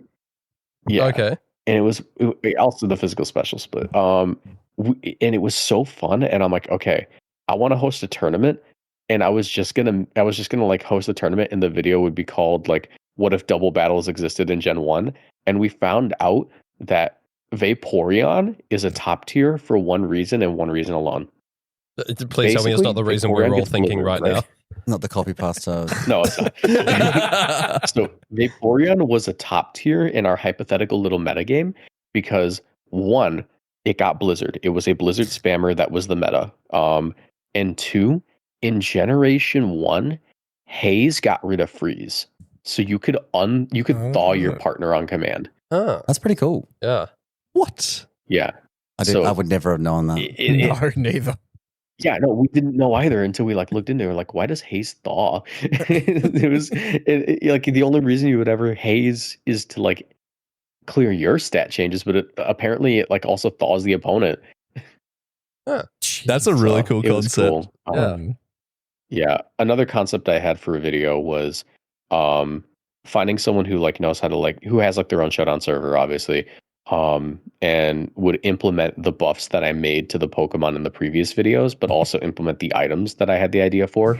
So whenever I drop one of these buffing Pokemon videos, I could be like, and you can play with them right now because we put it on Showdown.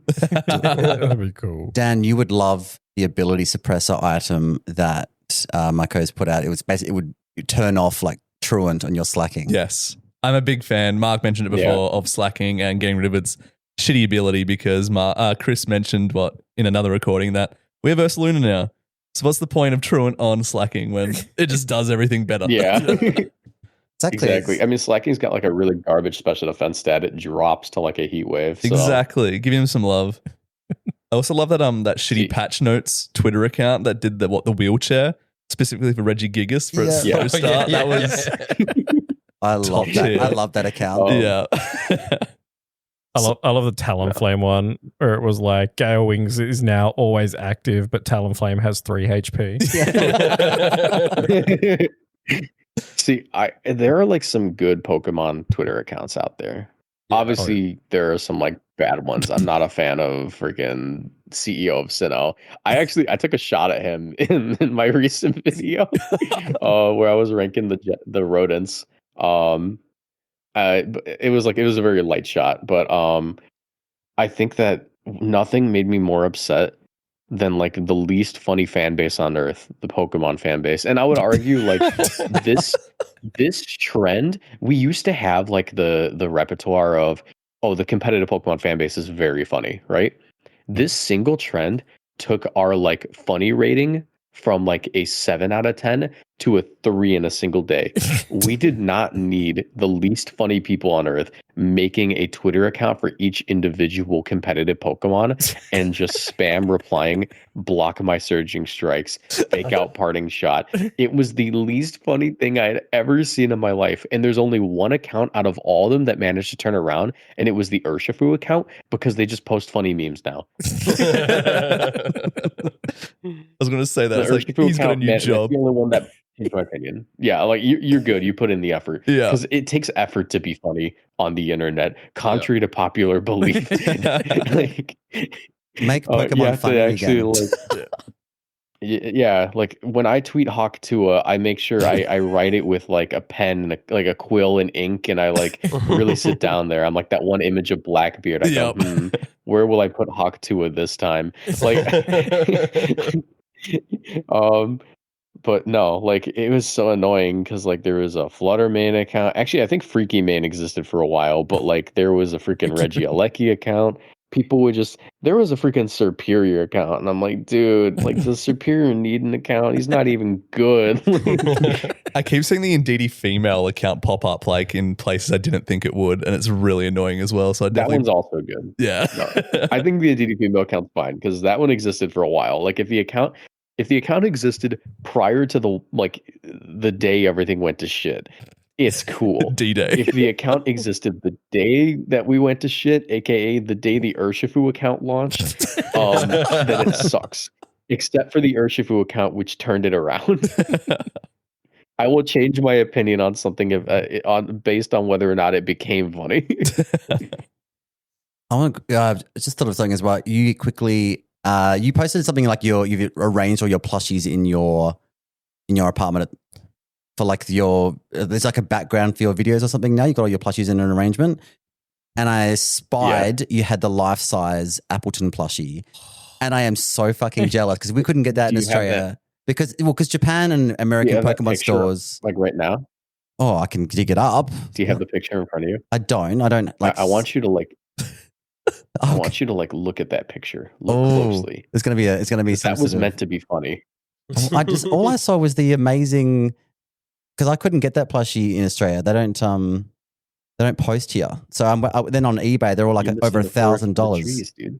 Okay, I got the product. I got it. Oh I yeah, got it no, up. they were really expensive. I didn't even buy it myself. My little sister gave it to me. Like she bought it, and then like when I moved out of my parents' house, she's like, "Here, you can take it with you. I don't want it." And I'm like, "Okay, cool, thank you." My little sister doesn't buy me anything cool like that. Claire, She just hits on Dan. Claire does listen to this. Claire, if you're listening, fuck you. You didn't buy me an Appleton plushie. Okay, I'm looking at the photo.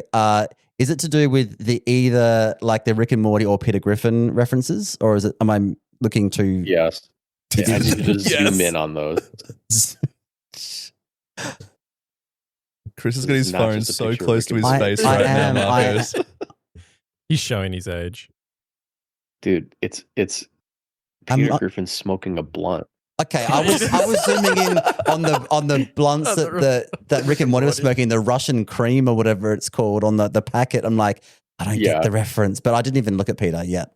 So the whole thing with those is I didn't buy either of those. MJ, my channel artist, he's such a goober. Every time like a birthday will come around or Christmas or any occasion where he needs to get someone a gift, if it's me, he's buying me the most goofy art he could find at the mall that day. It's so good. The malls here have a reputation for like really crappy like vendors where you know that picture of like gangster SpongeBob just crossing his arms? That's like spray painted on t-shirts that they sell at the mall here. He bought the Rick and Morty puffing on a Russian cream at the mall on the way to my house. He was like, "Hey man, I know Christmas happened like a month ago, but here you go." And I'm like, thanks. He's like, "No problem, man." I think he Like every gift them. he gives me is a white elephant. He will never give me a real gift. It's always a white elephant. Well, I'm still jealous of the plushie, so yeah, it's very cool. Have you had an opportunity to look into the VGC Nuzlocke that Tub Takes put out, and have you had an attempt at your own? Because we're loving it in our group at the moment. Contrary to popular belief, I am not good at reading, and not because I can't read big words or my vocab isn't that big. But because I get really bored 3 sentences in. And when I read it, bear in mind, I read this for the first time last night at like 2 a.m. I didn't get it. I'm like, you have to roll for a Pokemon. And I see a Mewtwo, an Incineroar, and an Urshifu, and I go, I don't care anymore. And I scroll away. I still don't know how it works. So if you could explain it to me. You retweeted it. I saw it on your account. So basically, you see, I retweeted it because I'm about helping people. I'm like, you know what? I like the Tub guys. I'm going to retweet. Why them. do you think Maybe he's they'll here? get more followers? Yeah. If you could retweet us, that'd be great. I need to tweet more. No, so the VGC Nuzlocke is that you start off with those 4 Pokemon, and then once you get your first win, you roll a D6, and then you take the Pokemon correlating to that number and put it into your team. And then you just accumulate Pokemon, and the game either ends when you can't field a team. You missed a step because every time you lose, you have to roll a d6 and then take out your corresponding Pokemon for that number. Well, what happens if you roll like a 5 or 6 and you've only got 1 to 4? You roll a D4. You roll a D4, yeah. Oh, okay. Because you can slash roll D whatever in Showdown. But no, I've accumulated some interesting Pokemon. I've obtained and lost Miraidon twice. I currently have a Kyogre. Oh my god! That I've picked up as a legendary. I got super luck. I had the full suite of the DLC Paradox Ancients. So I had like Raging, Gouging, and Walking, and I was like, "Fuck yeah, man! This is such a sick team." Because I had a Fire Setter, and then I like lost 2 of them like back to back. I was like, "Damn." So you keep track of them in like a Pokemon box on Showdown, and then you just like get to swap out. Like, let's say that like you lose an Incineroar, right? You just swap it out for something that's like in your reservoir of like Pokemon that you can use. Yeah. So I think Dan, did you push you pushed 1300 today with your Nuzlocke run? Oh yeah, I got like several different runs going. I tweeted out to them. I was like, hey, I got the most busted one. My first game, I stole a Kali S. I was like, oh my God, I'm going to win this stupid challenge. Proceed to get a Lugia that I have to use instead of the Kali S. Proceed to lose the rest of my team. But yeah, it's very fun. Oh my God.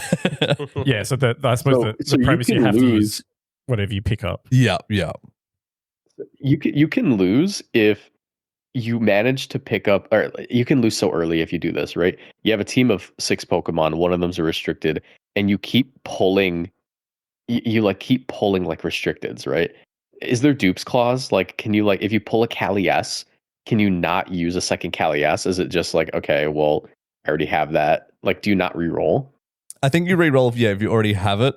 I don't know the intricacies of the rules. It's still standard Reg G though, right? So yes, you can't just have 2 on your team. Yeah, so we've been rolling that you have to re-roll if you get a same Pokemon again, but the one caveat is that forms, obviously. So like you can have both Urshifus. Yeah, because like you could argue that Ogerpon is one mon with different items. Yeah. But yeah. Mm-hmm.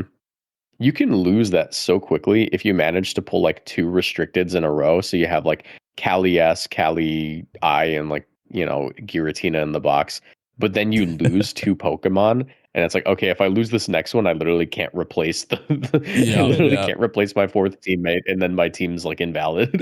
So that's kind of interesting in that you don't lose when you like team wipe. You lose when you literally can't build the team anymore. Yeah. A lot of fun. Would recommend. So theoretically, if you lose the first game, do you just lose the Nuzlocke immediately? No, so it starts on your first win. No, because you get 5.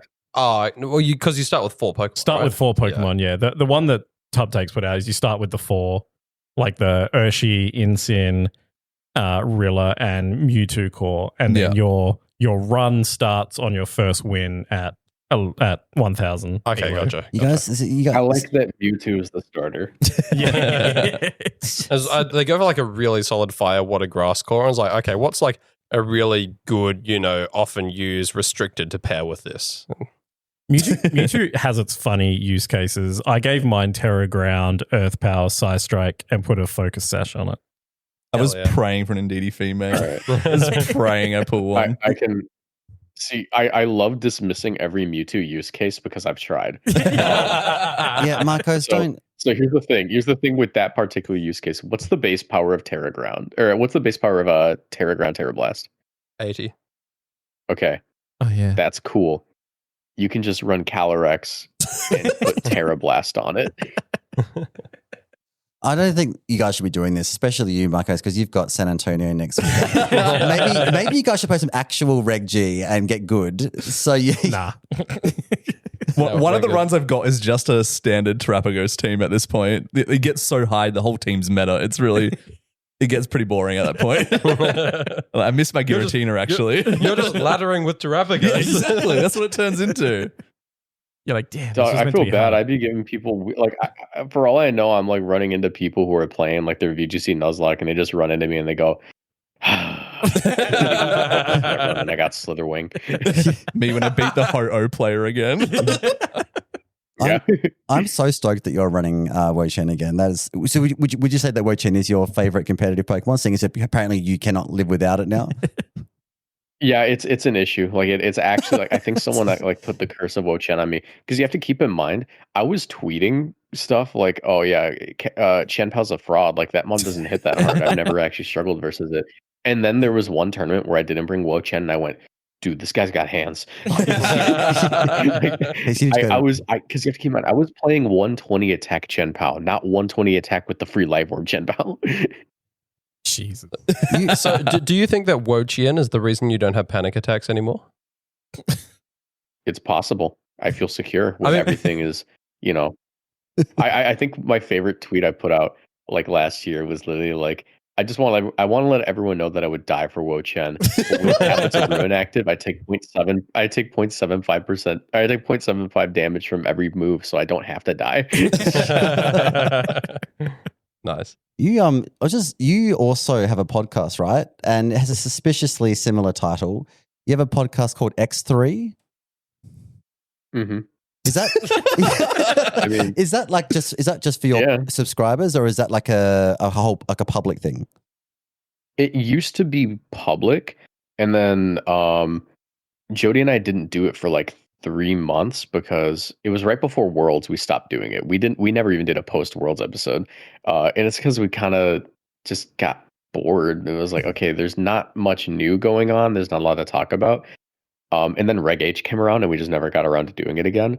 And I was like, hey, I'm trying to push my YouTube channel memberships. Do you want to bring it back as like a YouTube channel membership exclusive? And he goes, yeah, I'm game. We already yap on the phone anyways. It's basically the same thing. Just press record instead. Yeah. Yeah. Okay, well, I guess if you want to listen to Effectively, yeah. if you want to listen to the second best podcast in the world, then subscribe to Moxie Boosted and listen to X3. I was going to say, Marcus, we do have to let you go. You have things to run to today. But in the case that people listening to the O2 drop have no idea who you are, where can they follow you? YouTube.com/Moxie Boosted for my highly edited videos. And if you want daily content, YouTube.com/@Moxie Boosted Battle Pass. That's the actual link for the second channel. Nice. Battle Pass is hype. Before we go, Marcos, I have a slightest bone to pick with you. Oh, here we go. Okay. In Regulation C, about a year ago, you were using a bramble gas for a video. And you butchered my name in this video. And then you tweeted out ages ago as well, how did you find my channel? And I said, you said my name wrong in the video. I was the Dainaki that you versed. Oh. That you called my Iron Bundle Schmein Bundle. But yes. Yeah, I'm not one to pronounce usernames very well. I'm a bad Twitch streamer. Someone will like hop in my chat with like 8 letters or with like 8 numbers in their username, and I'll be like, hey, Numbers. you. It's all right. It was Danaki in the end. You got that. Have you, just out of curiosity, have you ever had one of your videos, sort of before you became a big YouTuber, did you ever have one of your teams used by another YouTuber and not credited? Nah. We have like my team's. I mean, like you have to keep in mind, I blew up on YouTube, and also I've already decided I'm skipping boxing today. I'm too tired. But, because we woke you up too early. Yeah, but I didn't make teams good enough to get used by other YouTubers for a really long time. So, like I think that it was mostly just like I also just like didn't put rental teams out there. Yeah, no, I've never had anything stolen, and like I only really blew up on YouTube in COVID, and then I like really blew up in 2023, I think. So. Wait till you find out that you're on O2 drop. You'll blow up even more. You'll definitely get that 200k subscribers. Like the jump between being bad at team building and having a large platform, like the time between that was very small. We like to push the heroes and villains narrative. We were doing it before it became cool. Speaking of people creating heels, yeah, because we've had like we've been victimized by Cybertron and James Beck and other big names like that before. We like to keep them on their toes. Put it that way. We love a pretend heel. yeah. Can I ask with the boxing thing? So I know that last year's Worlds you had this whole like you're going to get ripped for Worlds. There's this whole like you started getting the treadmills on the videos and like you're I lost working a lot of weight for Worlds. Look how I looked. No, yeah, you looked amazing, and I sort of watched the journey because I watched every week I'm with your face cam on the videos. Like, oh yeah, he's looking fitter this week. Like you could tell. It's just like, is this part of continuation of that? Or are you like back on the wagon for this year's Worlds? Like, we're to get ripped for Worlds again? I'm getting ripped for freaking February 30th. So what happened is I will February be very 30th. I'm an open book. Yeah, there's nothing happened on February 30th. That's it doesn't exist. But basically, or sorry, not February 30th, February 27th, 20, whatever, like, leap year. I don't know. February 3rd. I'm never getting February 29th. Sure. March 1st. Anyways, that's guaranteed to happen, I hope. But I in high school joined wrestling and developed the worst eating disorder ever, where my relationship with food is not very good. I am a calorie tracker and I am a binge eater, both of which I am on both ends of the spectrum. and I'm also on the spectrum, so it doesn't help. But basically, what happens is I'll lose all this weight and get so obsessed with like losing the weight and succeed. And then as soon as like, you know, I do my thing, I'm like done losing weight. I go, okay, that's done. And then it's back to Papa John's. Like Objective achieved. I yo-yo so hard with my weight. Like I think that in the past year, the lightest I've been was 205 pounds, and the heaviest I've been was 245. So I can see Dan on his calculator. Go up and down. I can see Dan on the calculator. We use kilograms. Okay, That's so right. the lightest it's going is from 90 to 110 kilograms. To about Okay, 110. so 20 kilogram yo-yo. Okay. Yeah, I've done the same thing this year. I saw you, like, when he said that he was a calorie counter and a binge eater, you were jumping up and down in the chair in excitement. Well, I got diagnosed with hypertension in the last 12 months, and Only that. yeah. I'm like pre-diabetic, and cholesterol is questionable, but That's a lot of things that's questionable. yeah, no. I was 120, which is 265 in pounds, and I'm down to like 108, which is 240, 238. So That's like a really considerable weight loss. How Yeah. much did you say you were? I was 121 kilograms at my peak when I got my hypertension. Yeah, so that's 267 pounds. God, Can I it's just almost point like to- I know. Can I just point out, Marcos, that I'm obsessed with food. The way to my heart is through my stomach, and I love food. It's a very toxic relationship as well. I have to constantly just like fat shame myself in the mirror, because I just eat all the time, and I have to play sport that I'm not good at. But fucking Joel walks in tonight to my house for this recording with a fucking Tupperware container with a giant fucking cake and cookies. So It's late night recording. We gotta keep our sugars up. sustenance. Sustenance. Yeah, that's what helps us deliver this amazing that's content. the hard part.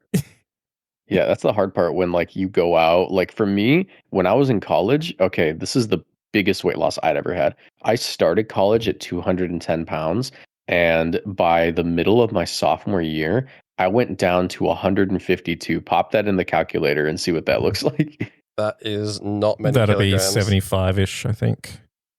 What was it? 72? 152. 152. 152 pounds is 69. 69. Nice. Hey, nice. Nice. Yeah. So I lost. Yeah, that is I really lost light. a ton of weight. Yeah. there. That is impressive. Yeah, Oh, God. there's pictures of me from there, and like I thought. So here's the thing, right? When I entered college, I had such bad body image issues, and I still do now. But I had such bad body image issues. I was like in a new town. I didn't have any friends in college, and I was like, I want to make sure I'm comfortable in my own skin. It never happened, so I kept losing weight, and I ended up becoming what I thought. I was like, man, I look awesome. But I look back at like the pictures of me, and I'm like, oh my God. The veins in my arms were awesome, by the way. But like, You're like, I'm so I looked vascular. like I was like, I looked like a skeleton. Like I didn't have like the muscle mass because I wasn't eating enough protein. I think here was like literally all I would eat in the day. And it was really easy to maintain this diet because I lived in the dorms, and I would get up, eat breakfast, go to my classes, and then I would work out in the evening. But I would also, before I ate breakfast, I would actually go walk in the treadmill for an hour. But basically, I would work out twice a day, and my breakfast was a small bowl of oatmeal with a little scoop of peanut butter in it, an orange, and 5 hard-boiled eggs. But I would only eat the whites of 3 of them, and then the whole egg for 2 of them. And then my lunch would be hummus, broccoli, and 2 chicken breasts with a little scoop of white rice, and I wouldn't have dinner. God damn. I mean, Jesus. apart from the Yeah. micro like portions, it does actually sound quite nice. Yes. Although I don't understand 5 eggs and 2 chicken breasts is not micro portions. like you said, like a tiny spoonful of rice and like, I suppose. Yeah. and like no, only 3 or 5 egg whites. It's not like you have to keep in mind they weren't whole chicken breasts. These were Oh, okay, like fair. dining center chicken Like breasts. So breast it was like the cutlets. thin cut ones. Yeah. Yeah, like 2. Yeah, it was cutlets. So like 2 chicken breasts was probably the equivalent of like 0.8 chicken breasts. You Yeah. know. What is? I don't understand America's I think- obsession with peanut butter. just quickly. They just froth over peanut butter. Have you never had peanut butter? I know I have. No. Like we've got Maybe our Vegemite, peanut mate. butter. Yeah. No, we have peanut butter, and like I do love it. But like you guys, like your Reese's peanut butter cups and stuff, like it's just like a mouth. It's when you have a mouthful How of. dare you slander Reese's cups? I'm just saying when you have a That is mouthful my of peanut favorite butter. treat from the American section of my local. It's so like thick and sticky in your mouth. You can't swallow it. You get this mouthful of peanut butter. That's what Chris said. Oh my God. You know what? I don't come on here and slander your condiments. What's that? Yeah, like You hey, can. Is that like Hey, the black world- sludge you guys put on your toast? Vegemite. It is a yeast spread. Excuse me, that is a leftover waste product of brewing beer. Thanks very much. How dare you slander it? No, we don't have I defense will for say, Vegemite. I actually. What is it called? Vegemite. Yeah, I will Vegemite. say I actually do like Vegemite. Hey. I was on a date in New York with this person I was talking to a few months ago, and we had a Vegemite platter, and it was really Okay. cool. We just The had different fuck? types of Vegemite. I'm like, wow, Is this so what? this is what they're waffling about. Yeah, down is there. this like a We must be pub, fake like an Australians. Australian I've pub? never had a Vegemite platter. Oh, yeah, a whole platter. Damn. Is it on bread or what does it come with? It was various types of like sourdough and wheat bread with different like flavored Vegemites. Oh my Okay, God, that sounds amazing. incredible. That sounds That's so good. Also, a great date Yeah, idea. it was Yeah. really good. Oh, Yeah, it was a fun experience. But no, you do not slander peanut butter. I'll have you know, peanut butter is responsible for 80% of the weight that I gained. All right, so I have a question. Crunchy or smooth? Huh. You know, I've never been asked that. I don't discriminate. Fair enough. I got a tougher question for you because this is very divisive in our group chat here in Perth. Do you like choc mint ice cream? Yes, but controversially, I am not a very ice cream driven person. I don't dislike ice cream, but it's never been something that I'm like, I want ice cream, you know? Yeah, that's fair. I think there's only been like a few times in my life where I'm like, I'm gonna go get ice cream. And I think the reason has to do with like my relationship with food. Ice cream is one of those foods that you never feel good after eating. Yeah. You know, like you eat it and you go like, oh, I just had like cream. Like, just cream. Yeah. But it is quite good. I replaced it with like this protein ice cream. Have you ever heard of like the I think it's called, I literally own this product. It's The sitting on my Ninja desk right Creamy? now. Ninja Creamy. Yeah, I want to get one. I I want have one the so Ninja bad Creamy. as well. It's so worth it, but the issue is you need to use it like every day or you feel like you wasted your money. It's like 300 Aussie dollars. So, Oh, wow. Yeah, it's not cheap. I've seen so many videos on like TikTok of like recipes using like protein Yeah. powder and stuff, and you like look at these things people are making, and Yeah. they're like this, like, you know, 1 pint tub is like 100 calories, and I'm like, "Ugh, yeah, please. Yeah. And I'm actually really big into like cooking and like homemade stuff. I bake my own bread. I really like to like make like cupcakes and stuff. And yeah, so when I got the Ninja Creamy, I'm like, oh, this is so huge. And like for like a week, my friends would come over and be like, hey, I just made a new ice cream. Do you want to try it? And they're like, no, ice cream. I don't want any more ice cream. It doesn't even taste like ice cream. There's protein powder. And I go, yeah, but like if you tilt your head and squint your eyes. Like ice cream. Okay, so I'm putting you I down. will say, like protein ice cream, you can always tell it's not ice cream, but it is Yeah. close. Gritty. I don't know. I don't like anything with protein powder, and you can tell. I'm going to chalk you up in the choc mint yes category. I feel like that's in the middle. No, but like, what about like a chocolate bar that was like mint flavored? Like, I don't know what chocolate bars you have in America. Like, if you got like mint No, it's Kit Kat peanut or butter. something. Okay, We have York peppermint patties. and you like that? Yeah, they're okay. Oh, That's fence it. That's more. That sounds more like pepperminty than spearminty. True. We like our spearmint milkshakes here in Perth. In WA specifically, huge into spearmint. Yeah, mint slice biscuits, which are well, cookies for you, with like chocolate cookies with like a mint cream in them. Those are very popular here.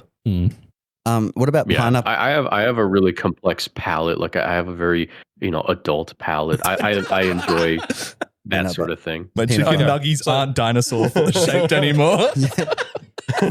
Dude, I make fun of my friends if they get chicken tenders. Like when they're out, I'm like, I'm gonna beat you up, bro. We're 25. What about pineapple on pizza?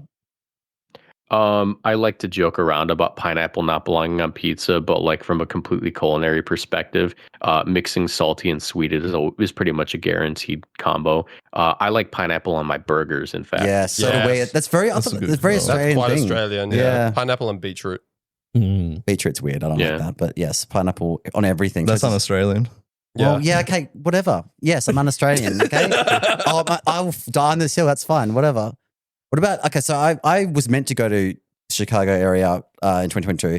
I really wanted to try a deep dish pizza. I just want your personal opinion, seeing if it's got an adult palate. Is the Chicago deep dish pizzas overrated? Am I missing out by not having had one yet? I will say the only reason Chicago deep dish pizza, are you aware of like the Chicago deep dish pizza not being pizza discourse? It's kind of more like a pie, right? I was going to say, is it more pie because it's like so thick? No, here's my take. Well, here we go. And the boundaries between certain foods is all made up. This is the whole soup or sandwich discord again. Yeah, it's that. It's all made up. It has the exact same ingredients as other pizza.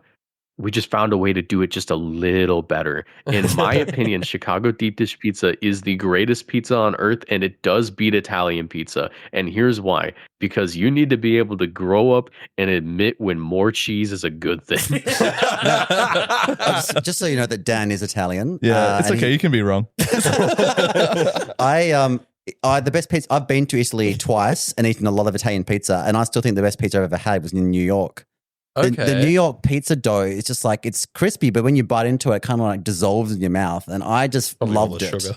Probably. There's also like a lot of immigrants there. So So it's you Italian. have to keep in mind that like my like cultural background is I am Mexican, and a big part of Mexican culture is sharing like our foods and being very open to them being. So most cultures would say like, oh, our food got bastardized, but like when it comes to like Mexican food, it's more like, oh, you made your own version of it, and it's like it's just as valid. Like that's like the outlook that we have. I know some like people are like, oh no, you completely ruined our food. Our beans on toast aren't supposed to be baked beans, not pinto beans. Is this a defense for Taco Bell? Don't knock beans on toast. Yeah. I'm glad that you guys have that outlook, because otherwise it would have been so devastating to see what the rest of the world has done with Mexican food. Are you no, the thing is like Mexican food is a sign. Like you hear Mexican food, you go, hell yeah. Because you know like you're gonna find something that you like. So for me, I feel like pizza should be the same way. I think that the people in Chicago who said, hey, maybe we put the sauce on top of the cheese and have like a nice deep layer of cheese, really make it into a pie, give you like a crust that is delicious, and like make it so the pizza's arguably even better when you heat it up in the microwave the next day. That's heat. Because a lot of pizzas that you get, some people like it cold. You can have the Chicago deep dish cold. You can have it microwaved. Even when it gets soggy, it's delicious. Okay, so I am missing out then. Yes. So you said you're Mexican. So you were. I guarantee you're going to be like an astronaut to your friends. If you guys don't have a lot of Chicago deep dish over there, you're going to come over here. You're going to have the Chicago deep dish, and it's going to be like you came back with moon rocks. You're gonna be like, that was incredible. We should try making it here. Just like see if we can find a recipe and like, make our own dreadful Australian version. God. We'll put pineapple and beetroot in it. It'll be great. and Vegemite. Vegemite. I would recommend. The Chicago deep dish is one of the few pizzas I would not recommend putting pineapple in, and that's because there's so much cheese that it would be like having cheese covered pineapple. Yeah. Okay. It doesn't. I'll give it a go. Where's the cheese? Yeah. It's under the sauce. Which, to be fair, I had apple and goat cheese for breakfast today, so maybe I'm like not that goes hard. Yeah, that sounds pretty good and healthy it too. Does. I went to Mexico and they told us that we were drinking tequila wrong. Because they do like, in Australia, a tequila shot. I fucking hate tequila for the record. Sorry to abuse your national drink. But I hate tequila, but we put salt on our hand. We like lick our hand, then pour salt on the hand so like the salt sticks to the hand. Then we get the tequila shot. So we lick the salt, scull the tequila shot, and then get a squeeze of lemon in our mouth afterwards to get rid of like that harsh tequila taste. Lemon? Lemon. Yes, I know. A wedge of lemon. Isn't it meant to be I went to lime? Mexico and they were completely fucking horrified.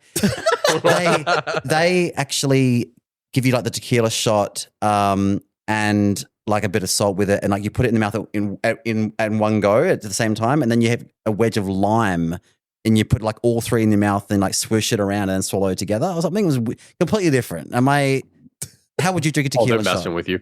They're messing with you. You don't put it all in your mouth at the same time. No. So Turns out Mexicans have an Australian sense of humor by fucking with you as a tourist. Yeah, that's a very Australian thing to do. Oh yeah, 100%. Mexico and Australia have more in common than you think. Down to the scorpions. So basically, there's two tiers. Well, there's three tiers of tequila.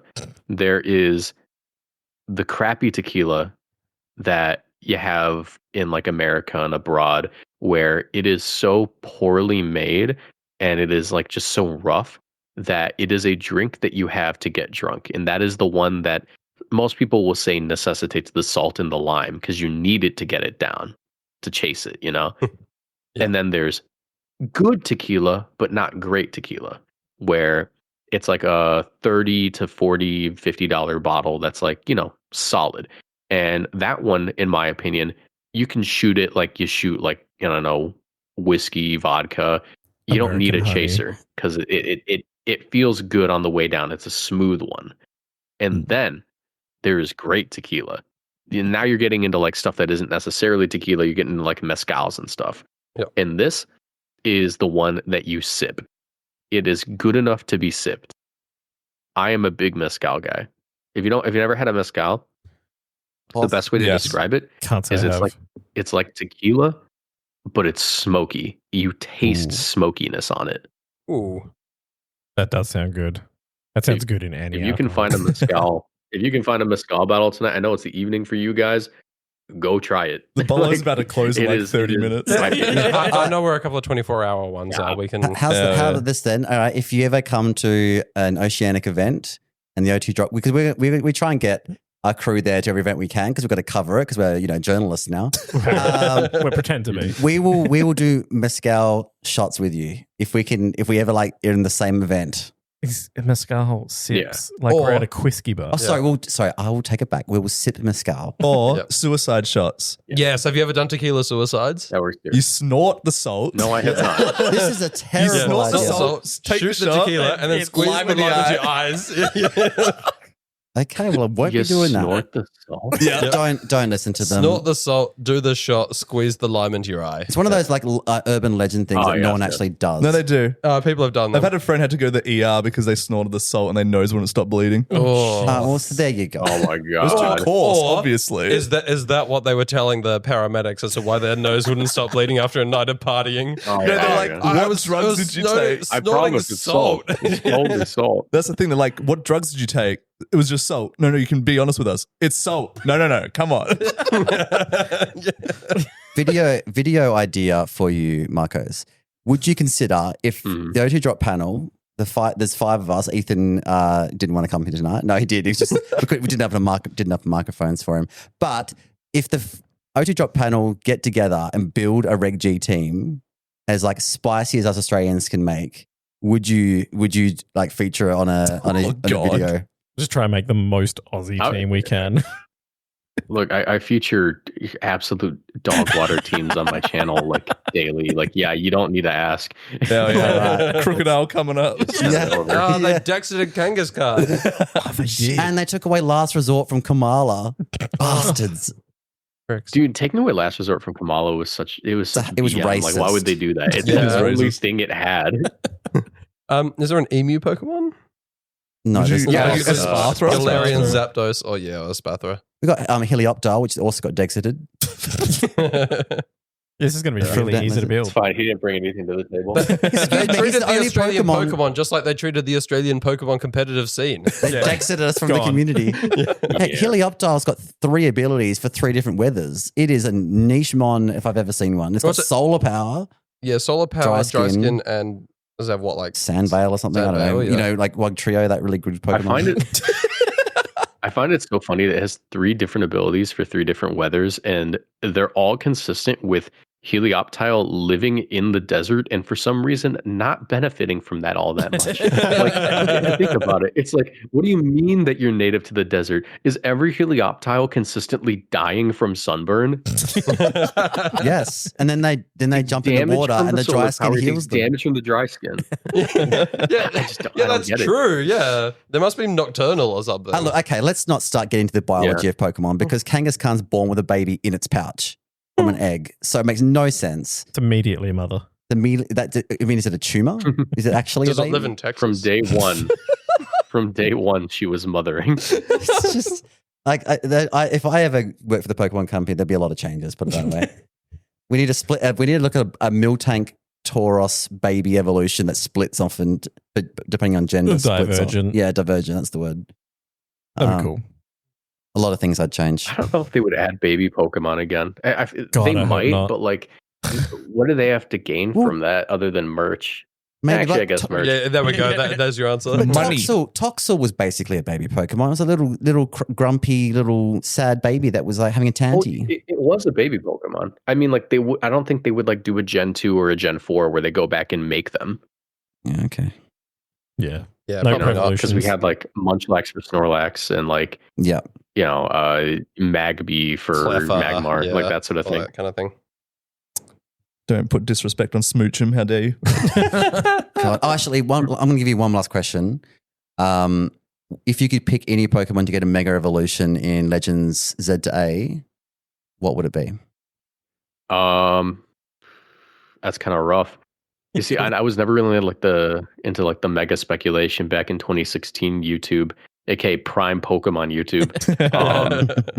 I think that, I mean, favoritism, probably Golisopod, but if I had to pick a Pokemon that really deserves it, it would probably be Flygon. I mean, like, we're definitely getting it.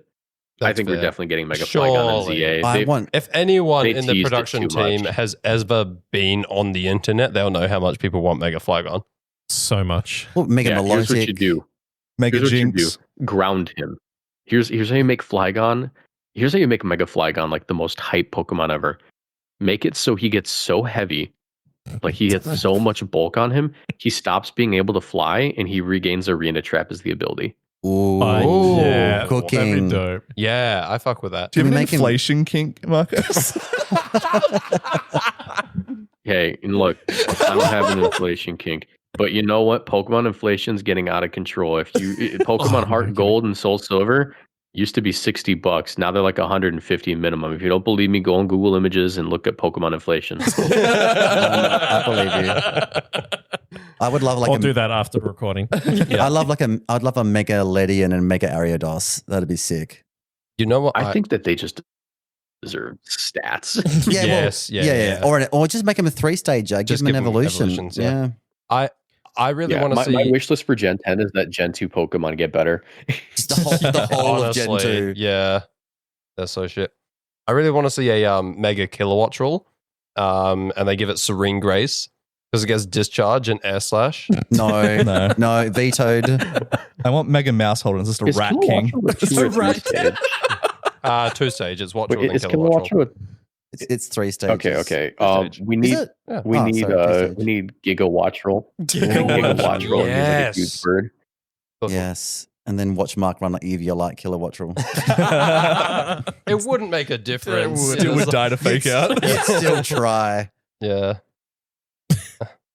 Oh, Even just like a Mega Delcatty. You know those like forgotten like Pokemon you just never see. I cannot picture that Pokemon in my mind right now. It's got like the a pink toilet cat. seat around its head. that one. No, Yeah, it's And yeah. it's purple. got normalized. Is that the only Pokemon? Delcatty Skitty's looks The like pre-evolution is it looks like pink. Yeah. Looks like what? it looks like it's made out of Play-Doh. Yes. Yeah. you probably prefer Per Ugly, right? The big fat one. I do honestly, I do have a preference for the big fat Pokemon. I love Snorlax. I love Perugly. I like the Pokemon that I can picture myself burying my face in them. Do you? That's fair. Well, Yeah, I carnivore. wouldn't want to. Slitherwing's on that list. I don't want. Mega Lopunny. I love Mega Lopunny. Don't you besmirch her. What about Guzzlord? All right, I do draw the line at Gooner Pokemon. Are you a Guzzlord? Are you a fellow Guzzlord fan like myself? I am a Guzzlord fan. I think Guzzlord is one of the coolest designs we've gotten in a long time. Based. I think that he deserved better. They gave him all that HP, no recovery, and a moveset based off of him eating things. So he got like Crunch and Belch and like no good moves. He just and like they gave him his. So, I don't know. They keep doing this thing where they try and make Pokemon mixed attackers. Like if they just moved to stats, so like his special attack or his attack, it could have actually been more viable. But he's just a cool guy. I like all the Ultra Beasts. We live in a world where we have Iron Hands and Guzzlord, and Iron Hands is stronger with less stats. I'm pretty sure. Yeah, 100%. It's crazy. It's just where you put the stats. We do live in a society. Yeah, we absolutely do. What is Guzzlord's base stat total? Hold on, I'm looking this the up. Ultra Beasts. They're National all Dex. prime numbers. Oh, do they not all have the same BST? Imagine I them think with they have the same BST, but the individuals are primes, I think. yeah, they're all prime. yes. Imagine it with Terra though. The Ultra Beast with Terra would just be game changing.